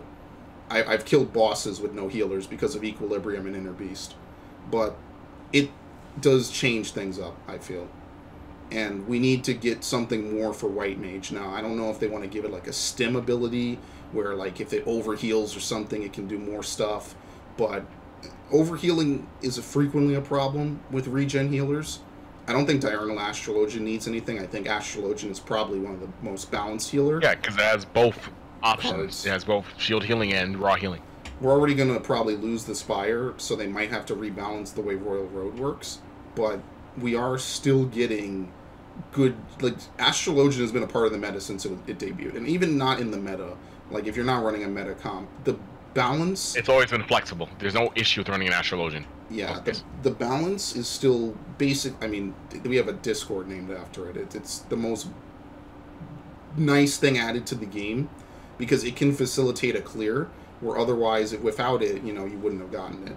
Even just that extra minute, or well, I think it's 30 seconds, but if you draw a spread balance twice, that extra minute of, 5% across the entire party really makes a fucking difference. And I'm not going to get too deep into the numbers game, but it is enough that people will fiend for Astrologians. Now, I suck at Astrologians, so, but I'm not a good healer anyway at Savage level. But, yeah, they wanted to add a third range. I think that's fair enough because ranged is currently lagging behind. And in fact, after this expansion, technically, I'm not going to count Blue Mage as a caster because you can't do anything with it. Tanks and physical will be at 4 and 4. Healers will be at 3. And I don't know what the final class will be. So it makes, I feel like it might be a mage, honestly. I don't think, because they already said they don't want to add any more physical melee. Geomancer? Maybe? I don't know. They did, I mean, the thing about Geomancer is they said no healers. And, no, I mean, this implies pretty much no healers. They want to balance the healers better before they add another. And, they say they want to prioritize it. So I doubt it. Because Geomancer is basically like Astrologian. That's kind of the whole quest line. So am I a little bit sad that that doesn't really go anywhere? Maybe. But, you know, it's whatever. We'll see what they bring. And I think that's kind of going to be the most interesting thing. What's the remainder of these questions before, so I can decide how much more we're going to do with this? Let's see. Eureka. Anyone kind of care about Eureka here? Nah. I don't think we care too much about but Eureka is seemingly the test thing that they're doing for this expansion. That they're going to make it pretty wide open, wildly spread out for the next expansion. Because if you remember, Cruise Chaser had that the active time maneuver. It seems like the Valdesian arsenal is going to be more commonplace within my point. Yeah. The one thing I'm reading over this really quickly is Mr. Happy asks, Eureka also brought with it a change to the way we obtain powerful weapons similar to the Zodiac weapon. Instead of running old content, you did something new. And how will the team change this approach to Shadowbringers? Basically, to summarize it, the opinions here are very split, says Yoshida, and that is 100% correct. Some are okay with Eureka, and some people prefer Anima and Zodiac. And the way we allow players to enhance a weapon is still undecided. So it doesn't have to drop at launch, but they basically don't know what they want to do. The development team is torn with because they don't really like, you know, the old style where you complete a bunch of quests, you rerun old stuff. So they did Eureka, but a lot of people don't like that. And I think I think there needs to be a compromise where you can choose to do either. Yeah, I think that would be the best. Yeah. Even if it's harder to do it with the old shit, I think, or at least more time consuming. Let's not say harder. Solely because at least I'm still doing stuff that I would normally do. Like, I'm going to run roulettes, you know what I mean? Like, that's just going to happen. Even that's another reason why I don't run Eureka is because the only reason to go into Eureka is to complete the relic. And it's not like I really gain a benefit for doing it even after the relic. And even then, I also don't like the design of Eureka. So say someone doesn't like the design of Eureka, they just cannot get the relic without forcing themselves to do content that they actively do not like to do. Yeah, Eureka being new is kind of a hard thing because it's a hard sell. I mean, if it's not that great, you've basically gated out the relic pretty much. But if it's good, like, you know, it's whatever, but... Well, it's not even just, again, it's completely subjective. Someone doesn't like the content. Like, it could be the best content in the game for some people. But for that 1% of people, if they don't like doing Eureka, there's no way for them to get the relic. And I don't think that's right. Yeah, that's kind of a little unfair. But I mean, to be fair, Eureka was definitely not the best content in this game by far. I don't think anyone is running to defend Eureka. People will run to defend the way Blue Mage is and the way, you know, these other classes are and the other races.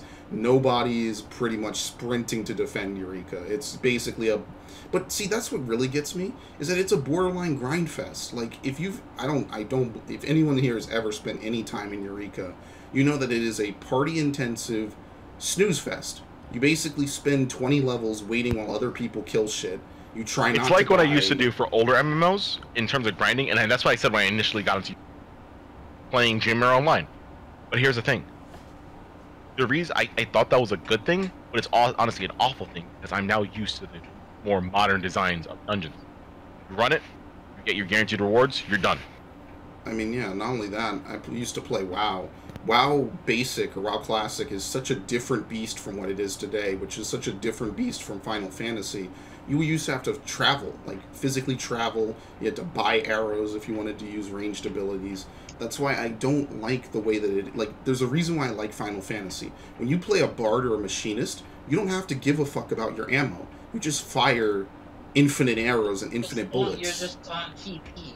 It's a dated. That is design incredibly where you have to dated. worry. It's something worried. You have to needing to worry about your resources when you get into into content.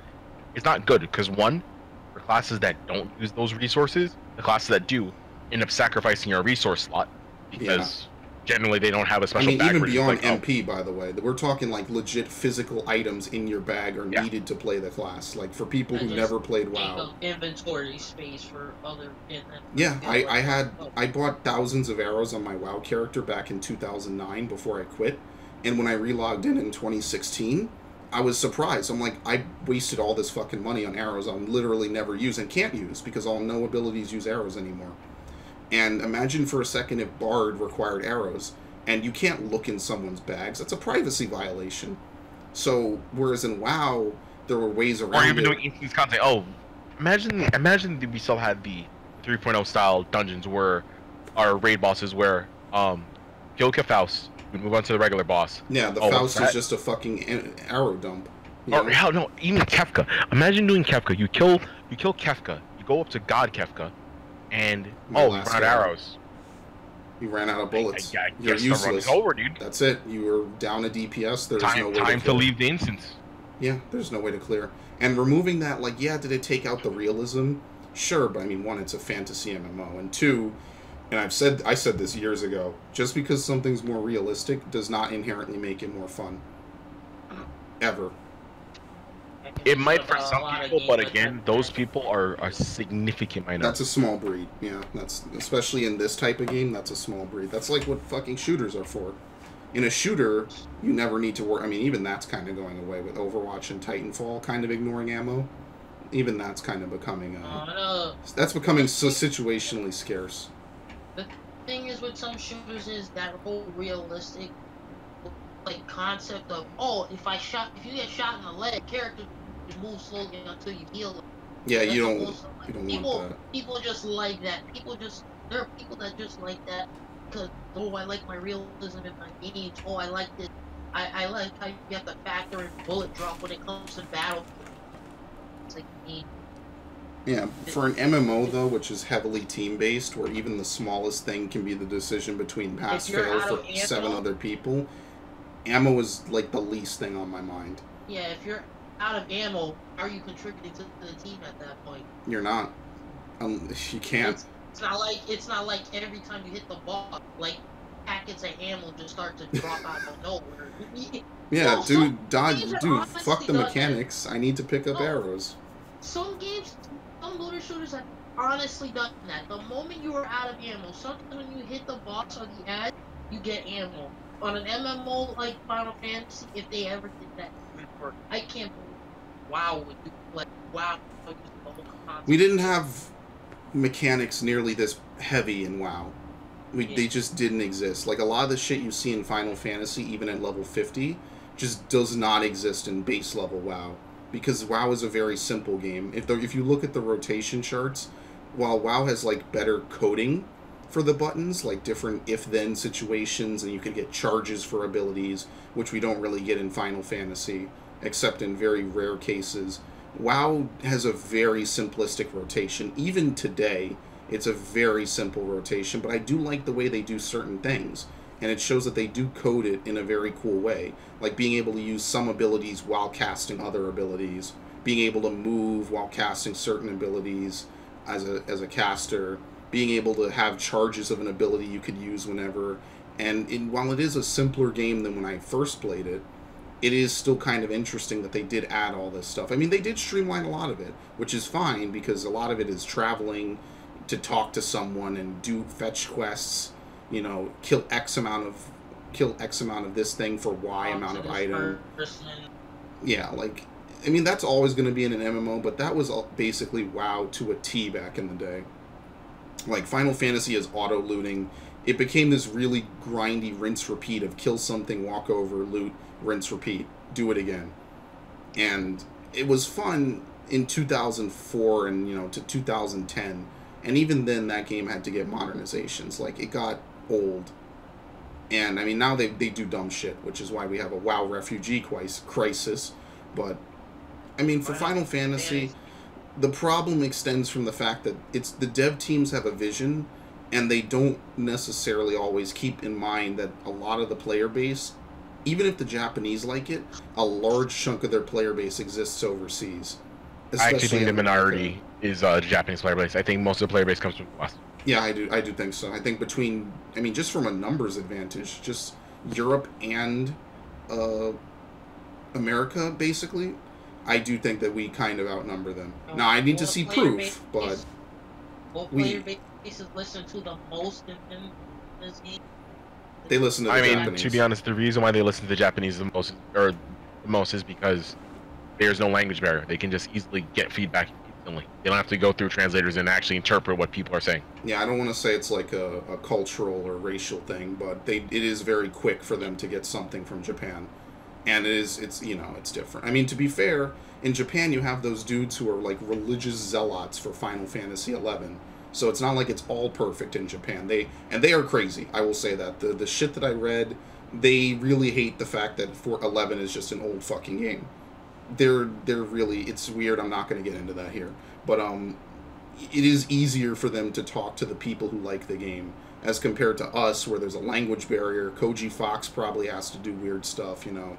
It gets a little bit more different, but it's clear that the difficulty of this game is reconciling that culture barrier, where Americans don't really like that, and I don't know about how many Japanese don't really like it, but Americans and a large chunk of players don't like it. You know, and Americans want the male Viera, and by the way, we're completely ignoring the Chinese version. They just kind of get whatever they get. That's IV drip feed. I mean, whatever. What can you do about that? That's how China is. But, you know, this game has to appeal to a lot of people, and it has to do a lot. And I would never say that it's easy at all. It's not like Call of Duty, which is, you know, you get what you get, and that's it. It's an ever-evolving game. The real problem just comes from the class balancing. And I think people just hopefully in the future, one, be careful about how much you ask for something. Because I think that asking for Blue Mage to the degree that they asked for it is what led it to be whatever the fuck it is today. Which, by the way, the game is down because they're updating it for, what's it called? 4.5 Part 2, yeah, Part 2. Which I will play as soon as it's up. I guess I'm not sleeping tonight. And, 2, I mean, you know, with the whole Viera thing, I get it. You know, it's cool to see the community kind of stand up for that. I wish we could do that more in a civil way, instead of jumping to a lot of conclusions and a lot of extremist solutions. Because here's the way I see it, right? If this was the only thing announced, I could see why people would be pissed. But there's so much shit that looks and sounds really cool that they're doing with Shadowbringers. I can take one L here, and then the L from Blue Mage, and be like, well, they're still revamping the battle system. Now, again, I'm a little worried about that main tank, off tank split. I don't particularly like that. About how this whole, they confirmed that people be removed. Yeah, that and the slashing and stuff, debuffs, they said they're heavily reworking it. And I think they might have implied that I think they said that TP is being removed. Like Tactician's going to go away, and the Spire will go away, or they'll be reworked into something else. But they did. No, TP is going away. That's what they. Yeah, like the abilities might do something else instead of just being TP. I don't know. We'll have to see in May. So Invigorate and Gold will probably have different. Yes, they'll probably go away. Actually, I think they specifically mentioned that Tactician and Invigorate are fucked. They're going away. So get your usages out of them, which is nice.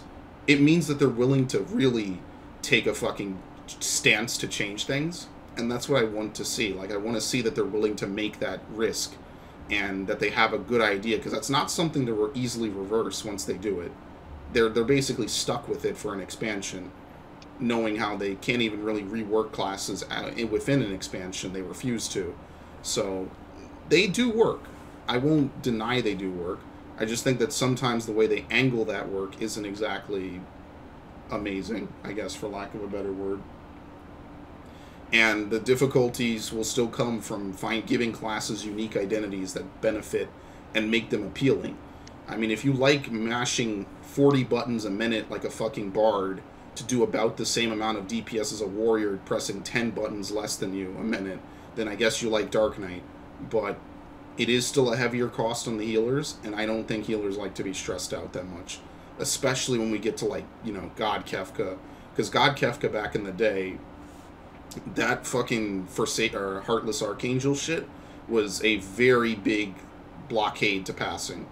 And I mean, thankfully, you know, I think Final Omega is a bit easier in execution because it's only really Hello World and everything else is pretty normalized. It's just that you need it so because you have Heartless Archangel, then you have the tower damage, which everyone needs to be full for. And then the skulls. And yeah, like because there's so many mechanics happening back to back, you literally need to be shielded in order to complete the mechanic properly. Because you cannot be put to 1 HP. You have to be put to, let's say, 20% of your HP, as opposed to 5% of your HP. Yeah, you'll die.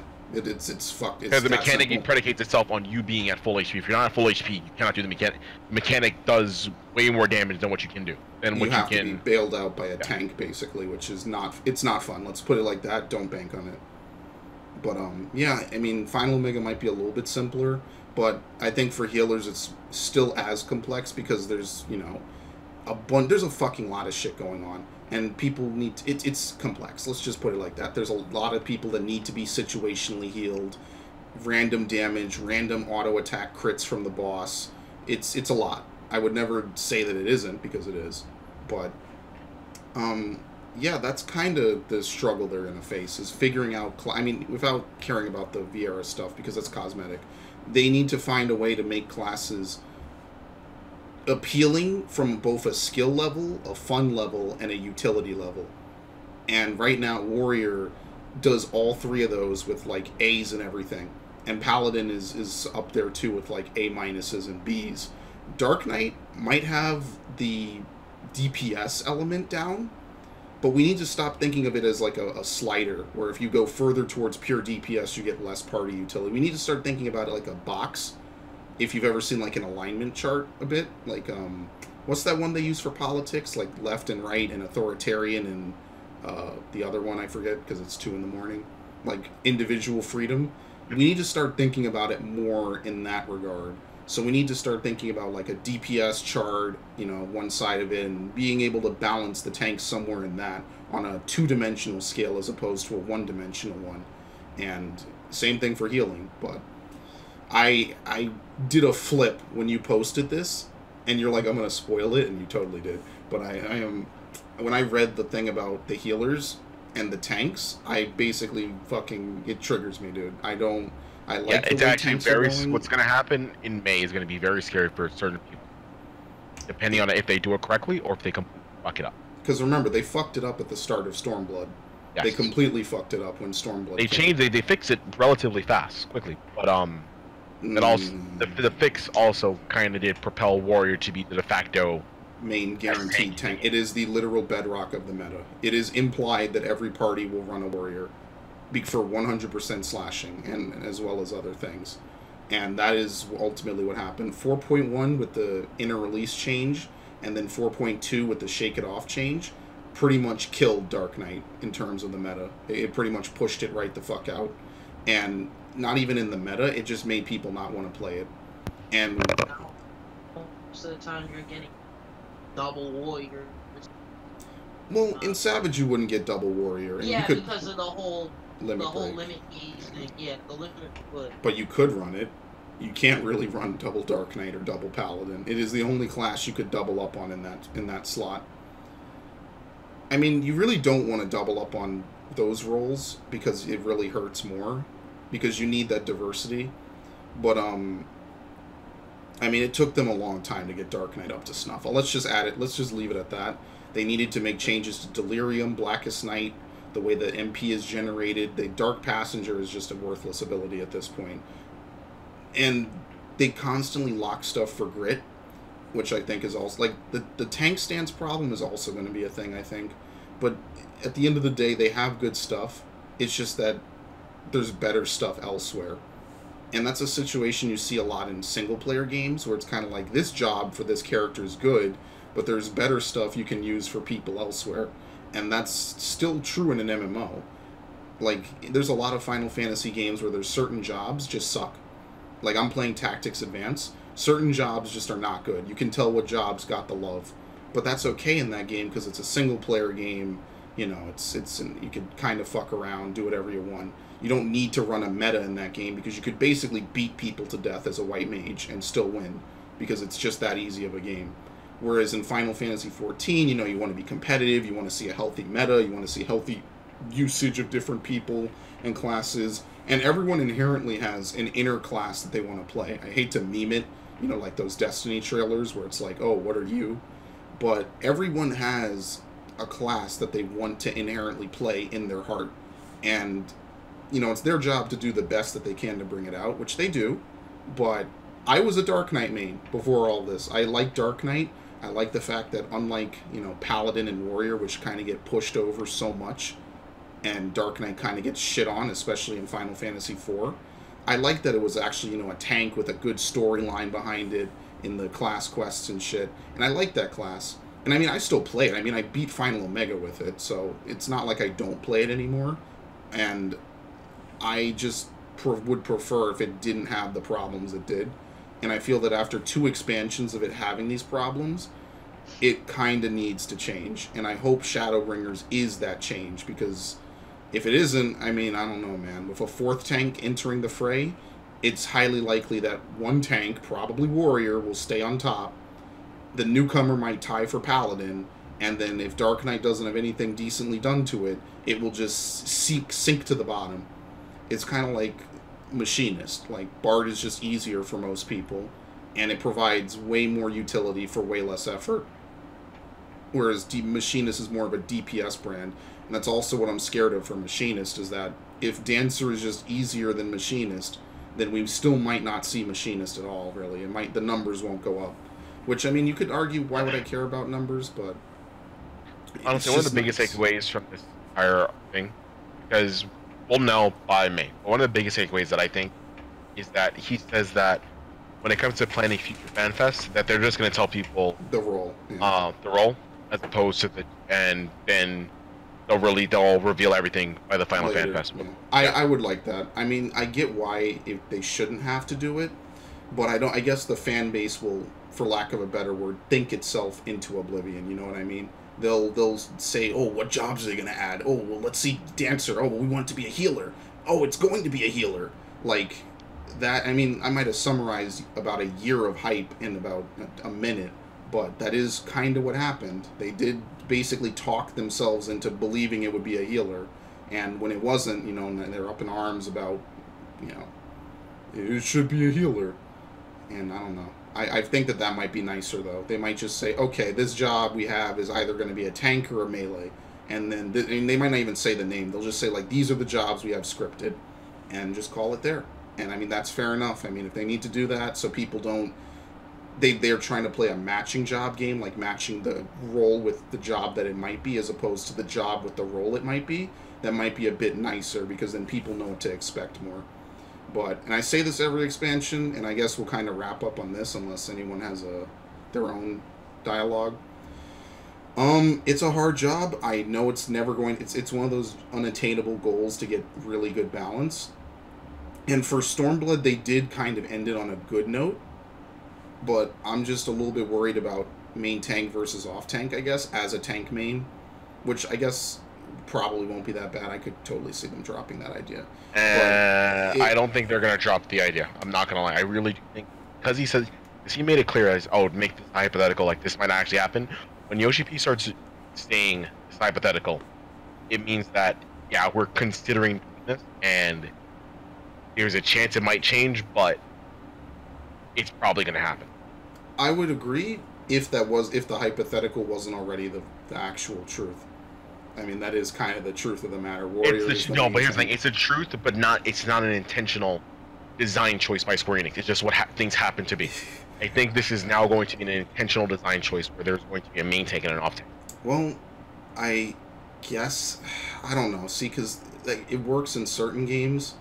I don't know. Like, it works in Overwatch because of the way that characters are, you know, balanced in Overwatch. You have a main tank and then an off tank like Reinhardt or Orisa, and then you have like Zarya, Diva, whatever. It works in those games. I think that they need to keep it flexible with this game because, you know, certain people just do certain mechanics better based on player skill or their job. And unless they're going to hard design, you know, fights around certain jobs, even more so, like with certain roles, you do certain things, right? Like melee physical for Kefka during Star Strafe will walk around him in that box, while the range do whatever. If they start doing that designation within tanks, I think that's going to be a little bit of a clusterfuck. That might just be me, though, because there's a lot to be done in a lot of these fights, and the last thing I want to know is, like, if I can do certain things better than my off-tank, or my co-tank, I should say, then I want to be able to do that. Like, I'll give an example while being brief. In Omega 11, there's a part of the fight called Pantocrator 2. If you don't know what Pantocrator 2 is, basically he starts rotating AoEs around the arena while firing a fucking long-ass big AoE missile at the person who's farthest from him. Now, normally, what a lot of groups will do is they'll have a paladin run Hallowed Ground so they could just soak it while running around the boss. I cannot do Panto 2. As a main tank warrior, I never learned how to do Pantocrator 2. So when groups ask me to do it, I look like a fucking dumbass. I have no clue what I'm doing. Because I was trained as a main tank in that fight, and that's all I ever cleared it as.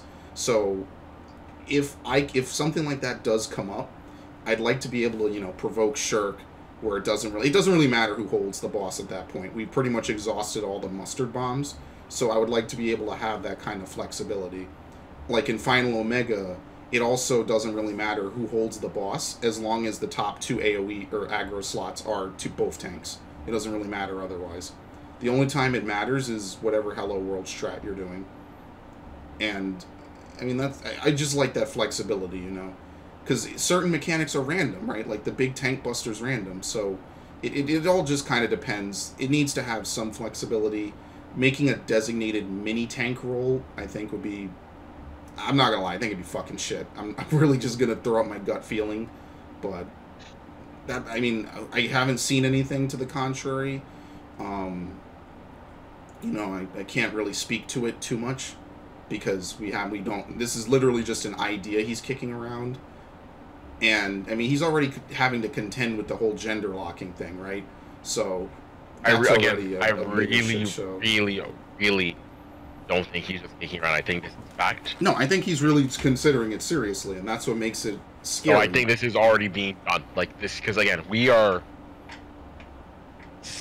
4 months away from the release of Shadow. Well, he's Raiders. already doing final developer checks, so unless he's gonna squeeze that shit in, or it's already something. No, but he's I been think it's too late considering. for them to. I think it's currently too late for them for something like this to be added in. Like if they were going to decide to make a main tank off tank thing, it's currently too late in this age for them to even be considering doing. I think well, they had it before though. In 2.0, they only had Paladin as the main designated tank and Warrior as the off tank. But that was such a rudimentary system from lack of abilities and lack of coverage that it really didn't. You know, it doesn't make sense. And when everyone got their DPS stance, when we got Warrior another was just tank, also worse than Paladin overall because of the way it was. Like Warrior's main aspect comes from the health pool basically, and Deliverance being really broken by adding up critical hit damage. But now that we're beyond that whole lack of abilities, and now we don't even have a lack of classes, it changes. That's like literally how games change. Like Overwatch has gone through this to some degree as they added more tanks that did more things, or more healers that did more things. Certain other people get squeezed to the bottom as the new people just do too much, I guess, for lack of a better word. Like Baptiste and Brigitte on launch changed the entire way a lot of this shit happened. I mean, you know, that's always fun, I can tell. Thankfully, you know, I always say this, Final Fantasy is different in that, you know, you put more... everything is viable. I will say that. You can run anything with anything, still viable. The problem is, why would you want to? And that's always going to be the main focal point. But I think I've talked enough. I've talked enough. Anyone have No, got it. I first off, I want to say thank you to these two for coming out literally on short notice. I'm going to render this tonight because I want to we're done. We won't review 4.5 Part 2 until a week after. Like I said, what is it, the 6th? Because this weekend is the normal podcast. So I guess then we'll talk. Actually, I think I want to delay it, now that I think about it, because I want to delay it till after the Final Fantasy 15 crossover event. So we have more stuff to talk about. This is just bad timing, or good timing, however you want to look at it, that Mr. Happy had this huge conversation with Yoshi P, and they have this really cute picture of them together. I think that's really nice, and that he at the end says, "Thank you for your support, and I hope you continue to support us," and that's pretty cool. I think that that's really sweet that they have a cool relationship like that. And that's a bromance right there, man. And yeah, that's pretty awesome. So for me, I like that. And I guess what I will say is that episode 4, which will be in May, whenever they drop the patch notes, I'm doing it that day. It could be 5 in the morning. As long as I don't have a final, it could be 5 in the morning. It could be 5 in the evening. I will be there, because that is a big thing. And I don't know. I guess we'll have to see what goes, though. So we have plenty of time until then. But with that, I want to conclude this. This is finally the end of episode 2. Jesus Christ. The kickback from all the fucking fan fest, the dancer healer debacle, the off tank, main tank, finding each job, finding its purpose. It's been a journey, and it will still be a journey, and I'm sure we'll get to talk more about it as we enter into the final few months of Stormblood. But for now, I'm Spraying Pro 1000. I was joined today by my good friends, Mr. Visual Deterrence. Hello. Mr. Searcher 2. Good night, everyone. And yeah, I'm actually gonna. This is actually the end of episode 2. I'm not adding anymore, unless the game shuts down tomorrow. Then I'll make a special addendum. But you know, we're good.